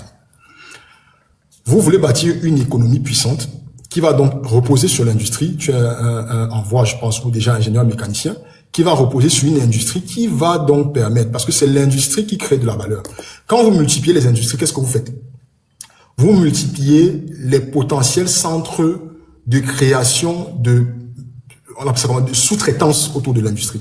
Quand vous créez une industrie, indirectement, vous créez une entreprise de transport, même si c'est pas vous qui la créez, parce qu'il va falloir transporter votre matière première ou vos produits vers les lieux de consommation. Vous donnez de l'emploi au cabinet conseil. Vous donnez de l'emploi aux assurances. Vous donnez de l'emploi aux banques. Or, tel que nous sommes structurés aujourd'hui, nous avons une économie de la consommation. Le Cameroun prend toutes ces matières premières, les exporte pour qu'elles soient transformées à l'étranger, et ensuite, on va importer la grande majorité de nos biens de consommation. Ça veut dire que tout notre potentiel de création de valeur, on le partage, on l'envoie vers des nations qui elles-mêmes sont déjà suffisamment puissantes. Et en retour, on ne construit pas une économie qui va produire les biens que l'on consomme. Donc, nous devons aller vers là. Pour aller vers là, vous devez transformer le système éducatif. Vous devez avoir un système éducatif qui va donc produire les compétences qui vont venir faire fonctionner tout ce chemin, toute cette politique d'industrialisation. Donc, nous disons deux choses. Les deux sont liés. Notre politique éducative est intimement liée à notre politique économique, pour ne pas dire industrielle. Nous revenons encore à ce que j'ai dit dans le champ de l'énergie tout à l'heure. 58 départements, c'est 58 pôles de croissance. Et nous avons dit c'est 58 pôles agro-industriels que nous allons créer, qui vont reposer chacun d'eux sur 5 grandes filières. Donc, dans chaque département, on identifie 3 filières agricoles et 2 filières énergético-minières. Donc, c'est 5 filières. Et ce département, la base, son économie et son système éducatif sur ces filières. Donc, si vous êtes né à Yabassi, où on fait par exemple le palmier à huile, vous devez avoir sur place du secondaire, parce qu'à l'école primaire, c'est un enseignement très général. Dans le secondaire et dans l'enseignement supérieur, vous devez avoir des écoles qui vous permettent d'obtenir des diplômes d'ingénieurs, de techniciens, mais en tout cas de spécialistes de l'agroalimentaire de manière générale, de la question du palmier à huile de manière particulière, avec premièrement l'objectif qu'à 18 ans, un Camerounais qui sort de l'enseignement secondaire ait tous les outils et toutes les compétences pour trouver de l'emploi. S'il a des moyens pour continuer à l'université, tant mieux. S'il n'en a pas, au moins il peut se rendre utile à l'économie nationale, mais également avoir un salaire qui va lui permettre de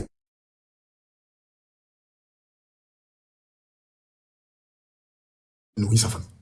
Donc, c'est que vous allez avoir des écoles très spécialisées, de plus en plus spécialisées, qui vont permettre que nos enfants ne partent pas de nos zones rurales toujours pour venir faire l'université à Douala ou à Yaoundé, avec les problèmes de vie dans le milieu urbain, d'exode rural, mais que dans chacun de nos départements, on ait tous les outils qui permettent de constituer des professionnels qui vont trouver de l'emploi là où ils ont été formés. Je pense que c'est la meilleure des solutions que nous pouvons mettre en œuvre pour s'assurer que on arrête d'avoir des fuites de cerveau, mais également qu'on ne déserte pas nos villages. Moi, je me suis rendu dans mon village il y a quelques semaines, ça faisait 5 ans que j'y étais pas allé, et il y a pratiquement plus personne.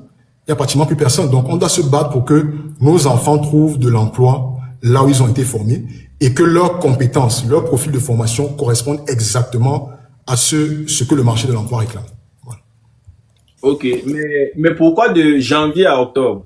Parce que je ne comprends rien. Alors, une fois de plus, héritage colonial.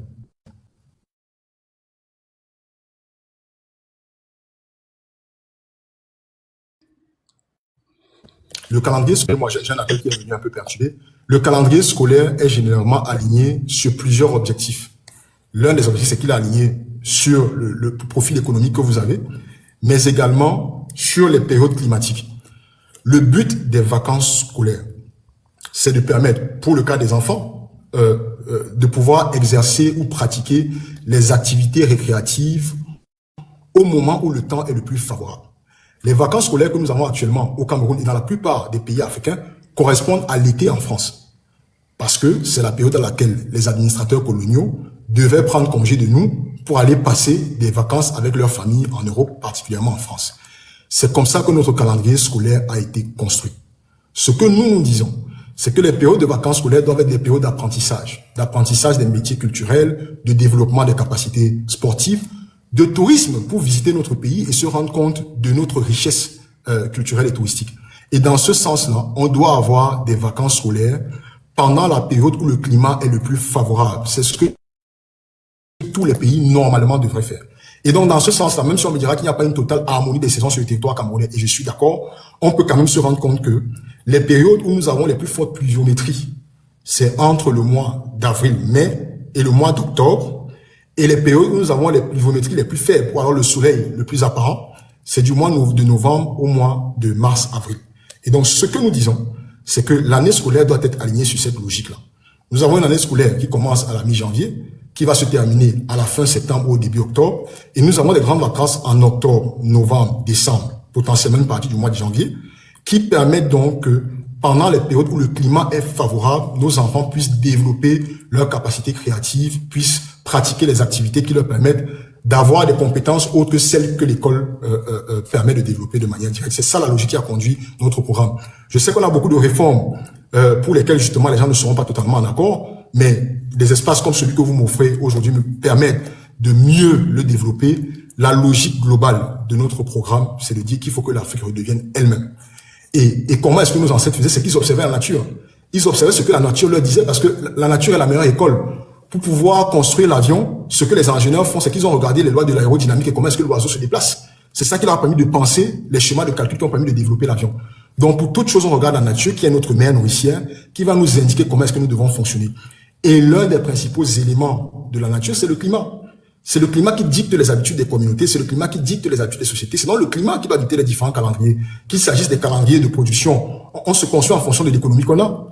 Et l'économie qu'on a est dictée par le climat. La même chose pour le système éducatif. On doit avoir un calendrier qui correspond à nos réalités climatiques et qui permet, on parle d'un Cameroun qui est riche de potentialités, qui permet que pendant ces périodes-là, on puisse avoir un afflux de touristes Et vous savez que l'activité touristique développe également des métiers. Moi, j'étais au Canada, pendant les grandes vacances, nous travaillons dans plusieurs commerces pour venir renforcer la main-d'œuvre qui permettait justement de supporter l'afflux de touristes qu'on avait dans les restaurants et autres, dans les festivals qui étaient organisés par les différentes villes. Donc, pour faire ça, vous devez pouvoir mettre à disposition tous ces jeunes-là qui doivent être disponibles pendant les périodes où le climat est favorable.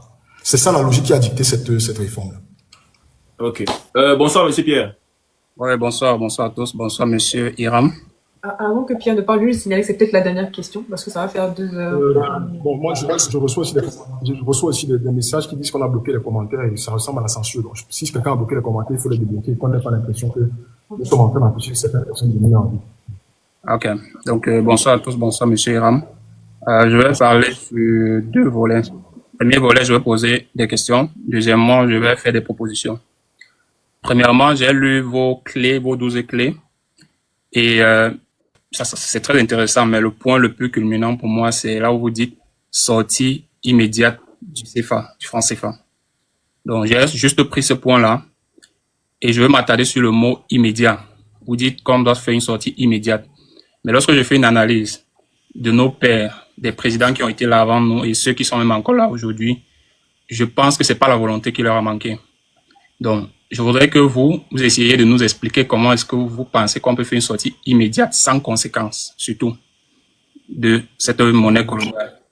Deuxièmement, Il y aura des conséquences. ok, il y aura des conséquences. Bon, je vais vous expliquer simplement comment est-ce qu'on pourra sortir. Donc, je préfère parler et après vous allez répondre, s'il vous plaît.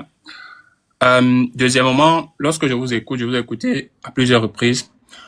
Je trouve, c'est mon avis, je trouve que vous tenez un langage qui n'est pas, je vais pas dire qu'il n'est pas nouveau, mais ce que les gens disent souvent, c'est-à-dire vous parlez des milliards, vous parlez de ceci, mais moi je dis la maman qui est au marché, de façon terre à terre, comme on dit au quartier, qu'est-ce qu'on fait pour un développement concret, quelque chose de factuel? Parce que quand on parle des milliards et tout ça, c'est bien, tout le monde le dit, mais nous on ne comprend pas clairement ce qu'on va faire. Je prends un exemple simple. Au Burkina Faso, ils ont implémenté Faso Mebo. Développer le pays sans s'endetter. Développer le pays avec l'aide des citoyens. Et chacun peut contribuer comme il peut de façon volontaire. Pour moi, ça serait une bonne chose. C'est pourquoi j'ai parlé également des propositions. Donc, maintenant, je vais prendre mon dernier point en ce qui concerne les questions. En 2018, nous avons beaucoup soutenu un candidat jeune. Et lors du contentieux électoral, nous attendions à ce qu'il prenne position de façon claire. Et moi, j'estime que ça n'a pas été le cas. Beaucoup estiment également que ça n'a pas été le cas. Et je crois qu'aujourd'hui, la ferveur populaire qu'il avait en 2018, il n'est là plus. Donc, ce que moi, je veux vous demander, au sortir des élections du 12 octobre, si vous n'êtes pas élu, est-ce que vous serez dans une position incertaine, comme ce candidat de 2018, ou est-ce que vous prendrez clairement position pour ou contre l'opposition, si l'opposition a gagné, selon vous, d'après les chiffres que vous avez, ou vous allez rester dans une neutralité qui ferait croire que vous êtes avec ceux qui nous dirigent aujourd'hui? Et en termes de proposition, comme j'ai dit, j'ai parlé de Faso Mebo qui serait une proposition pour moi, qu'on peut bien implémenter. La deuxième proposition serait d'utiliser les Camerounais à la base. Nous sommes dans des pays étrangers, nous sommes très compétents dans ces pays, mais dans notre propre pays, on n'arrive pas à s'exprimer en termes de talent, en termes d'accomplissement. Ça veut dire que aujourd'hui, si j'ai la capacité de venir dans mon village, réaliser un projet qui peut aider le village ou regrouper les jeunes afin qu'on réalise un projet, je pense qu'il devrait y avoir une ouverture dans ce sens, que chacun puisse apporter du sien pour la contribution de notre pays et que pour les régions anglophones et autres, qu'il n'y ait plus d'ambiguïté, que la solution soit claire. C'est-à-dire le statut spécial et tout, on a parlé de tout ça, mais il n'y a rien de concret, on ne sait pas ce qui est à l'intérieur. Donc, par conséquent, si vous prenez position, prenez une position claire pour tout le monde. Et en dernière chose, je voudrais dire, s'il vous plaît, après le 12 octobre, s'il arrive que vous n'êtes pas élu, je crois que vous faites un très bon candidat pour la suite. Donc, la position que vous prendrez donc après ces élections pourra soit entacher l'image qu'on commence à avoir de vous, soit glorifier encore plus cette image. Donc, je vous remercie et j'attends vos réponses. Merci. Ok, merci Pierre. Je vois beaucoup en commentaire. Nous autres, je pense que j'ai assez. Peut-être qu'ils nous ont rejoints après. Coupez le micro, monsieur Pierre, s'il vous plaît. Je ne vais pas revenir sur la proposition que j'ai faite là-dessus. Merci beaucoup, Pierre, pour les recommandations. Je pense qu'il y a plusieurs membres de mon équipe sur le live qui sauront en tenir compte. Sur la question, je commence par la dernière, sur la question jeune. Bon, je ne sais pas quels sont les critères pour lesquels vous avez soutenu le candidat en 2018. J'espère que le seul critère pour lequel on me soutiendra ne sera pas ma jeunesse. Je pense que là, vous venez de faire quelques remarques et quelques propositions sur la base de mon programme. Et donc, moi, je souhaite que les Camerounais m'accompagnent parce qu'ils ont lu ce que je propose au-delà du fait que je sois jeune. Le jeunisme n'est pas mon programme politique. Je l'ai dit, j'ai construit un programme sur la base de ce que moi-même j'ai reçu comme enseignement d'abord, du fait d'être un produit de l'éducation traditionnelle africaine, mais de ce que moi-même j'ai vécu dans la vie associative pendant de nombreuses années. Donc voilà, très clairement, je n'aurai pas de double discours. Je l'ai dit dans une question précédente, moi j'ai la conviction, et je le dis même sans coalition, j'ai la conviction, je l'ai dit à 2 reprises déjà, que nous n'aurons pas plus de 4 candidats au 12 octobre, parce que je pense qu'il y a des jeux d'alliance qui vont se faire dès demain. Et je pense qu'enfin, dans cette configuration-là, si nous avons 6 millions d'électeurs, et là c'est notre responsabilité à tous, ce n'est pas que celle des candidats, si nous avons 6 millions d'électeurs, celui qui sortira premier de cette élection-là sera un candidat de l'opposition. Et je ne vais pas du tout hésiter à porter ma voix pour dire qu'il est vainqueur. Dans le travail que nous faisons avec un certain nombre d'organisations de la société civile, nous avons mis en place une plateforme. Je dis encore nous, je m'excuse de parler au nom du MP3, même si je n'en suis plus le secrétaire exécutif, mais c'est un bagage auquel j'ai contribué, je suis obligé un peu de le défendre. Avec un certain nombre d'acteurs de la société civile, nous sommes en train de finaliser tout un système de contrôle et de surveillance des votes avec des OSC qui ont mis à disposition, qui vont mettre à disposition des scrutateurs, qui vont donc nous permettre d'avoir le même soir la tendance la plus juste possible du résultat de l'élection. Et je n'hésiterai pas à dire, si c'est un candidat de l'opposition qui a gagné, je n'hésiterai pas à affirmer que c'est lui qui a gagné l'élection. Il n'y aura pas de double discours sur cette question-là. Il faut que ce soit clair. Sur la question du franc CFA, là aussi, je pense que je l'ai développé à quelques reprises, mais je peux le refaire encore. Nous assumons l'adjectif immédiat qui peut sembler très fort pour certains. Nous vivons un environnement économique où nous subissons des conséquences depuis. Donc, je ne pense pas que celles qui arrivent, elles seront sans doute un peu plus difficiles. Mais il faut savoir toucher le fond pour mieux rebondir. Ce que nous disons sur la question du franc CFA, c'est que dès que nous sommes élus, nous dénonçons les accords de coopération monétaire, je crois de 72-73, qui ont donné naissance à cette monnaie qui est le franc CFA. Action immédiate. Nous entamons tout de suite un échange avec les pays frères de la zone CEMAC, dont le Tchad, la RCA, le Gabon, le Congo, la Guinée équatoriale, pour réformer la monnaie que nous avons.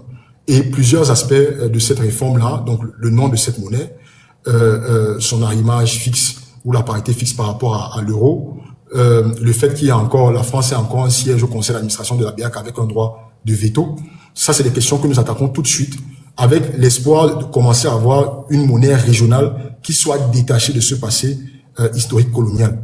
Si nous n'y parvenons pas, nous espérons que les autres pays de la CEMAC vont nous suivre, si nous n'y parvenons pas, là encore nous avons 2 options.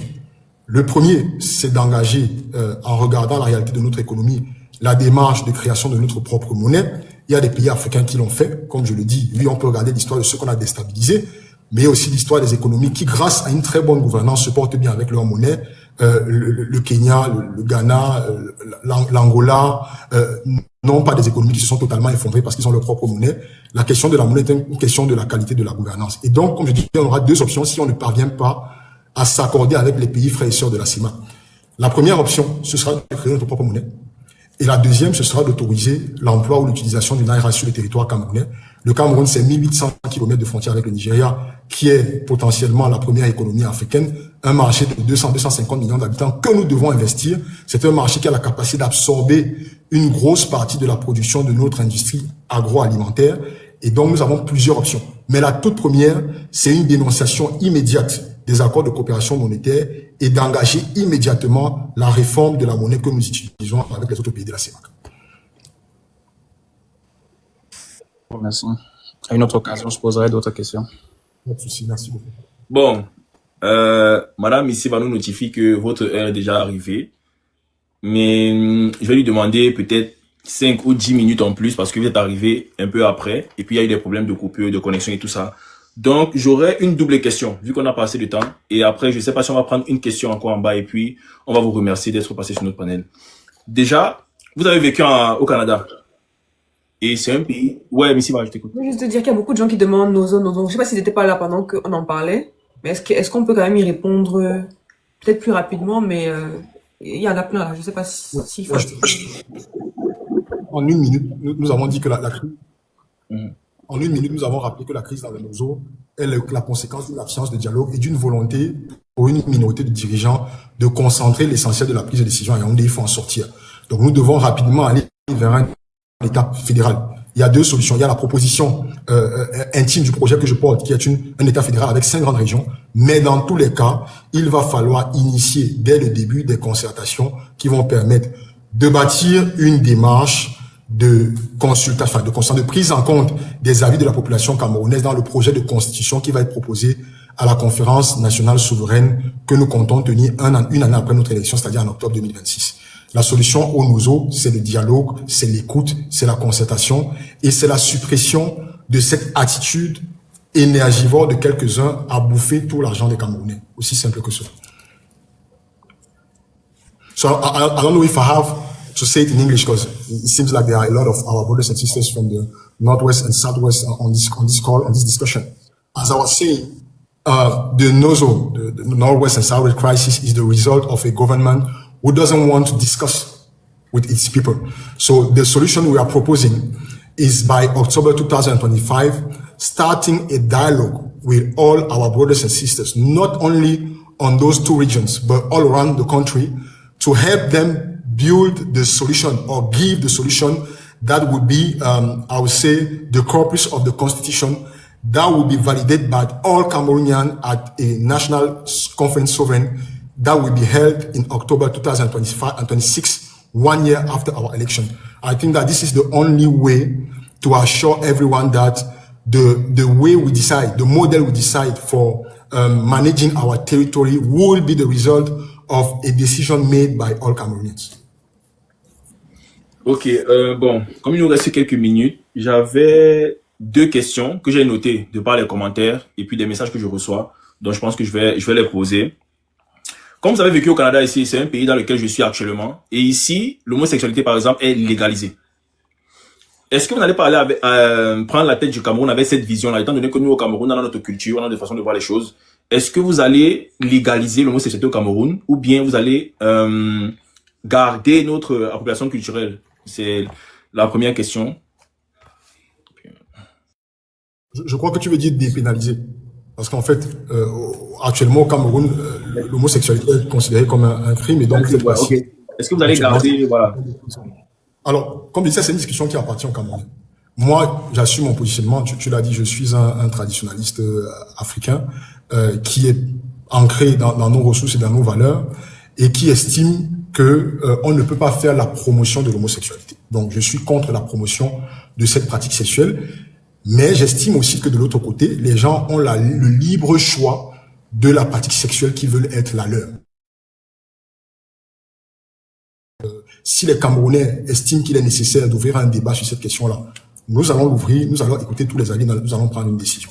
Je pense aussi que autant je suis peut-être dur sur cette question-là, autant je suis un humain, et que oui, il m'arrive de réfléchir, de savoir si quelqu'un mérite d'aller en prison, parce qu'il a une pratique sexuelle qui est différente de la nôtre. Est-ce que nous devons accepter d'avoir une discrimination qui va jusqu'à l'emprisonnement parce qu'on a une pratique sexuelle que certains pourraient considérer comme contre nature? Donc, ce qui est sûr, c'est que je ne serai jamais, ça je peux le dire, je ne serai jamais en faveur du mariage homosexuel. Ça soit très clair. Maintenant, je suis ouvert à la discussion sur la question de la dépénalisation. Mais je pense que le président Biya l'a dit, le président Macky Sall, sur ce point-là, je suis d'accord avec eux. Il ne faut pas qu'il y ait un agenda qui nous soit imposé par d'autres avec la nécessité qu'on aille à leur vitesse sur des questions que nous n'estimons pas forcément prioritaires. Je ne crois pas que cette question-là soit la priorité des Camerounais aujourd'hui. Les Camerounais demandent à avoir de l'eau potable, à avoir de l'électricité, à pouvoir se mouvoir en toute sécurité sur leur territoire, à avoir une activité économique, à trouver un travail, à payer leur facture à la fin du mois. Donc voilà, il ne faut pas qu'on nous impose un agenda qui, de mon point de vue, n'est pas prioritaire. Ok. La prochaine question va sembler un peu idiote pour certains, mais moi je trouve qu'elle est assez importante. Que pensez-vous du franc-anglais au Cameroun? Parce qu'on a 2 langues, le français et l'anglais. Ce ne sont pas nos langues je vais dire quoi, de base. Ce sont des langues qui ont été imposées. Mais de là est né le franc-anglais, et puis c'est une langue qui est propre aux Camerounais. Qu'est-ce que vous pensez de cette langue-là? J'ai discuté dans ma proposition justement d'intégrer dans le système éducatif l'apprentissage d'un certain nombre de langues nationales. J'ai discuté avec des linguistes qui m'ont dit qu'on pouvait faire autrement. Et notre programme, il est agile, hein, c'est-à-dire que nous sommes conscients que nous n'avons pas la science infuse, nous n'avons pas l'intelligence suprême. Il faut continuer d'écouter ceux qui peuvent nous permettre d'enrichir nos propositions. Et donc, les linguistes avec qui j'ai discuté sur cette question-là me disent qu'on a justement la capacité de créer une langue nationale à partir de nos héritages, c'est-à-dire des langues traditionnelles, nos langues maternelles, comme on a l'habitude de dire, mais aussi de l'héritage qu'on a du français et de l'anglais, même si on veut s'en départir totalement, ça fait partie de notre histoire. Donc je pense que le franc-anglais pourrait, et là je suis pas spécialiste de la chose, mais pourrait servir de base pour construire une langue nationale camerounaise. Il faudra peut-être offrir la plateforme aux linguistes pour faire ce travail-là. C'est une richesse que nous avons créée nous-mêmes. Elle est faite d'héritage de chez nous et des héritages d'ailleurs. Je pense qu'il y a moyen d'y travailler pour pouvoir ressortir de là quelque chose qui ressemble à notre imaginaire. Voilà. Mais je pense que le franc-anglais actuel est encore un peu trop basé sur le français et l'anglais. Il faut peut-être un peu plus le nationaliser. Mais moi, je serais ouvert à regarder ce que les linguistes sont capables de faire pour sortir de là une langue nationale camerounaise. D'accord. Bon, je pense que là, nous sommes arrivés à terme et moi, j'ai remarqué que dans... Il y a une dernière question que plein de jeunes posent dans les commentaires du candidat. C'est le probatoire au Cameroun. Est-ce qu'on enlève ou on garde? Totalement inutile. Et je vais dire ce qu'il faut. C'est un examen qui avait pour but de faire un filtre. Parce qu'on s'était, c'est ce que je pense, on s'était rendu compte qu'on avait trop de bacheliers. L'université n'était pas toujours capable de les absorber. Mais derrière, quand ils sortaient de l'université, le marché de l'emploi ne permettait pas de leur offrir des opportunités. Il faut éliminer le probatoire. Il faut éliminer les sous-préfets, comme j'ai dit, et les gouverneurs. On ne peut pas avoir dans notre pays des dirigeants publics qui sont élus sous la coupe de personnes qui sont nommées. Donc le sous-préfet n'a plus d'existence dans le Cameroun que nous pensons. Le gouverneur, le maire a la totale, le plein pouvoir sur la gestion du développement local. Et le président de la région aura également le plein pouvoir dans l'administration de la région. On n'aura plus besoin de gouverneur. De même, le Sénat, pour moi, qui nous consomme pratiquement 20 milliards par année, n'a aucune utilité dans un État fédéral tel que nous le concevons, où l'Assemblée régionale, qui est le Conseil régional actuellement, fera son travail à l'échelle locale, et où le lien entre les territoires locaux et l'État central sera assuré par l'Assemblée nationale. Donc, sous-préfet, gouverneur, Sénat, probatoire sont des choses à annuler, qui ne nous servent absolument à rien, qui nous bouffent de l'argent et de l'énergie inutilement. Bon, ok. Vu que nous tendons vers la fin, il y a un truc que moi j'ai remarqué. Sur les passages de plusieurs candidats, que ce soit opposants ou quoi que ce soit, nous remarquons qu'on ne pense pas assez à ceux qui meurent pour la patrie, ceux qui sont dans l'armée. Je pense que, non, bon, ça c'est ma pensée, ça c'est personnel. Je sais que, voilà, j'ai pas ce pouvoir-là. Mais on devrait accorder un peu plus de respect à ces personnes-là. Je sais pas, peut-être financer, peut-être les veillées ou bien les deuils de ceux qui meurent pour la patrie. On sait qu'il y a Boko Haram de l'autre côté qui fait rage. Donc, est-ce que c'est quelque chose que vous comptez prendre en compte? Vraiment. Ça se fait déjà. Je crois que le problème de la considération de nos forces de défense et de sécurité ne se situe pas là. Les militaires sont aux ordres, donc ils exécutent les ordres du pouvoir exécutif. Et malheureusement, le pouvoir exécutif a beaucoup trop utilisé autant les forces de maintien de l'ordre, c'est-à-dire la police, la gendarmerie, que les forces de défense et de sécurité, c'est-à-dire l'armée, pour avoir un pouvoir de répression sur ceux qui ne pensent pas comme l'ordre régnant. Et ça fait que finalement, dans l'imagerie populaire, même si on a tous des militaires dans nos familles, dans l'imagerie populaire, il y a eu un détachement, une fracture entre les civils et les militaires. Et pour moi, c'est cette relation-là qu'il faut reconstruire. Il faut bâtir une armée de proximité qui sera aux côtés des citoyens pour les protéger, qui aura les leviers pour des fois ne pas suivre totalement l'exécutif quand on va dans le sens de la dérive. Et ce lien qui va se créer va ramener une sorte d'affection naturelle qui va assurer un meilleur lien entre les forces de défense et les populations. Je voudrais rappeler que c'est l'un des corps qui reçoit toujours son salaire à l'heure, H. C'est l'un des corps pour lesquels, comme vous dites, et ça c'est naturel, c'est parce qu'ils sont pris en charge. Ils sont pris en charge par la dépense de l'État, qui justement les deuils. Il y a même des assurances qui permettent de couvrir, c'est très bas, mais qui permettent de couvrir les dépenses de la famille et des familles qui laissent bien après leur décès. Aux États-Unis, par exemple, quand vous rencontrez un militaire, quand vous le reconnaissez par cette tenue, la première chose que vous lui dites, c'est thank you for your service. parce que vous reconnaissez l'apport qu'il apporte à la protection de votre territoire. Et donc, oui, il y a une considération à reconstruire, mais je pense qu'on ne peut pas la reconstruire avec un ordre politique qui utilise ces militaires-là pour brimer, pour intimider, pour faire preuve de violence envers les populations. Excusez-moi. Bon, ok. C'est vrai qu'on a plus assez de temps, mais il y a encore quelques questions. Bon, je ne sais pas si peut-être prochainement, dans d'autres passages, peut-être sur des chaînes de télé, vous aurez à répondre à ces questions-là. Et je peux rajouter rapidement, hein. Je peux rajouter rapidement au-delà des militaires, parce que tu as parlé des militaires qui ne sont pas considérés, les héros de la nation de manière générale, les militaires en font partie, ne sont pas considérés au Cameroun. Pas du tout. Et je pense que c'est l'une des réflexions que nous avons faites. Nous devons avoir une semaine nationale de commémoration des héros, des patriotes camerounais. Ceux qui se sont battus pour notre libération, pour notre indépendance, mais aussi tous ceux-là qui, dans notre histoire contemporaine, font briller le Cameroun à l'étranger et sur le territoire. Donc, là-dedans, il y a les artistes, il y a les sportifs, il y a les intellectuels, les ingénieurs, les juristes et autres, mais il y a également les militaires.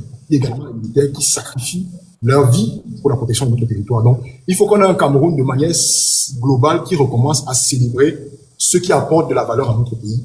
Et c'est l'une des propositions que nous avons d'instituer cette semaine de commémoration des héros et des patriotes. En plus de la construction d'un musée des étoiles qui doit être construit à Yaoundé, qui justement permettra à nos enfants, et c'est pour ça que c'est important qu'on ait les vacances pendant les périodes ensoleillées, pour que nos enfants puissent parcourir et visiter tous ces espaces-là de célébration de l'excellence camerounaise. On propose la création d'un musée des étoiles, un Hall of Fame, pour les amoureux du sport, qui permettra que dans un espace, vous pouvez venir voir, rencontrer, découvrir l'histoire, la vie, le parcours de ceux qui ont marqué notre pays. Voilà. Ok, bon, je pense que là, le live touche à sa fin. Il y a beaucoup de personnes qui ont des questions. Vous n'avez pas pu les poser aujourd'hui, mais je pense que vous aurez l'occasion de les poser beaucoup plus tard. On ne peut pas faire un live de 3 jours successifs parce que si on doit parler avec tout le monde, c'est au moins une semaine. Donc, on avait prévu 2 heures de live. Là, nous avons fait 2h30 de live. On a quand même excédé de 30 minutes. La norme a été coupée, double nationalité. J'ai déjà dit que je suis en faveur que ce sera adopté de manière immédiate. Parce que j'ai vu ça dans les commentaires. Voilà. Donc, on a ajouté 30 minutes pour vous faire plaisir, mais là, on ne peut pas en faire plus. Donc, si Missy va avoir quelque chose à rajouter, elle rajoute ensuite. On va dire merci à M. Hiram. Non, j'ai pas grand chose à dire. Je vais juste conclure pour ma part. Je pense, et je le dis très souvent, quand j'ai commencé à parler des réseaux sociaux de politique, il y avait très peu de jeunes qui le faisaient. Je pense qu'aujourd'hui encore, on n'est pas très nombreux. Ce soir, on était 20 000 personnes connectées pour parler de politique. Ce sont des jeunes en majorité. Donc, je pense que c'est une réelle fierté pour moi d'avoir pu faire cette émission-là, d'avoir pu donner aux Camerounais cette audience-là, d'avoir pu entendre des Camerounais, des jeunes et des moins jeunes venir s'exprimer sur des questions qui finalement nous concernent. Donc ça, c'est très bien. Par ailleurs, j'aimerais dire aussi, si on me permet, que pour moi, le problème du Cameroun n'est pas d'avoir des personnes qui ont les plus grandes intelligences, les plus grands projets, les plus grandes aspirations. Oui, il faut avoir un projet, mais je pense que le problème réel de notre génération, c'est souvent le manque d'amour et le manque d'envie de faire. Parce que tout ce qu'on dit, tel viendra vous dire qu'il va faire la fusée, l'autre va dire qu'il va faire les rails, les chemins de fer, etc. Mais s'il n'a pas l'envie de le faire, il ne le fera jamais. Donc vraiment, quand vous choisirez votre dirigeant, peu importe celui que vous choisirez, peu importe pour quel bord politique vous déciderez d'aller, demandez-vous réellement qu'est-ce qu'il a déjà fait qui prouve qu'il a vraiment envie de le faire. Et j'ai envie de dire, j'espère encore que tout le monde a sa carte d'électeur ici, que les 1000 personnes qui sont là ont leur carte d'électeur. C'est pas le cas, je suis désolée pour vous, mais vous avez raté un cas. Vous n'allez pas participer à ce qui va se passer en 2025. Mais en tout cas, vous pouvez encore mobiliser, vous pouvez soutenir des candidats, vous pouvez relire leur programme, parler d'eux autour de vous. Et ceux qui ont la carte d'électeur, je vous invite à aller voter le 12 octobre prochain parce que ça arrive de notre avenir. Aujourd'hui, j'ai 23 ans, j'aurais pu faire autre chose. Je parle de politique, de mon gars, je m'investis. Ce n'est pas que j'ai moins envie de voir mes enfants grandir que vous, mais c'est que je sais que mes enfants ne doivent pas grandir dans les mêmes conditions que moi. Donc, merci encore pour cette émission. Merci d'éditorial, cette opréto. Merci au candidat qui est venu. Je peux me permettre, madame, bien sûr, sur ce que tu viens de conclure, la question de l'engagement. Moi, je le dis, je suis un acteur politique, donc je vais toujours prêcher pour ma chapelle. Je souhaite que les gens me votent. Mais même si les gens ne me votent pas, il faut qu'on aille massif aux urnes le 12 octobre. Ce qui va se jouer, c'est 2 choses. Soit c'est la rupture, soit c'est la reproduction d'un système. Il n'y aura pas une troisième option. Donc, si nous décidons d'être passifs, et là, je vais dire des choses qui peuvent blesser, mais qui sont vraies. Quand vous regardez les résultats de l'INAM, de l'INIA, de l'IRIC, et que vous lisez les noms là, ça ressemble drôlement à des noms qu'on entend tous les jours. C'est pour vous dire qu'il y a un système qui a tout mis en œuvre pour se reproduire.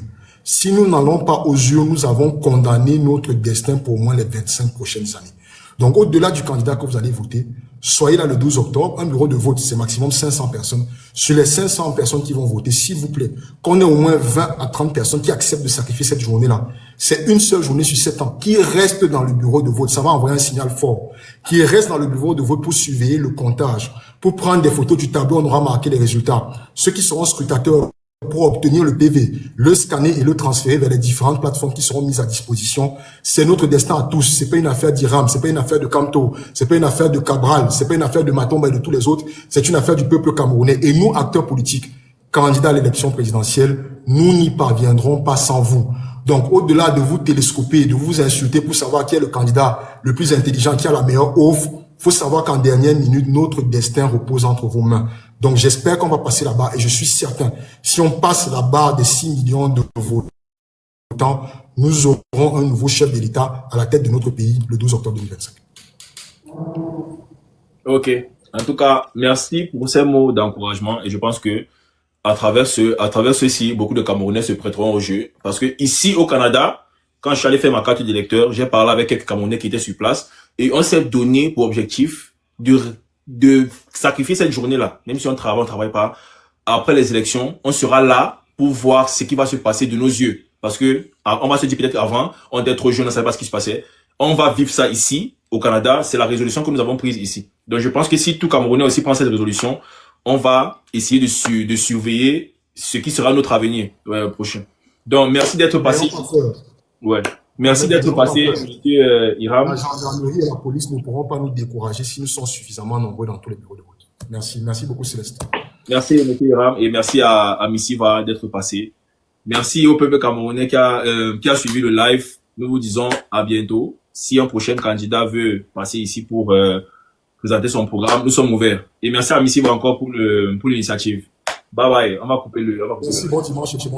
Voilà, nous sommes arrivés à la fin de cette vidéo. N'hésitez pas à nous dire ce que vous en pensez dans les commentaires, à nous donner vos avis tout en restant courtois. Prenez soin de vous. Au revoir.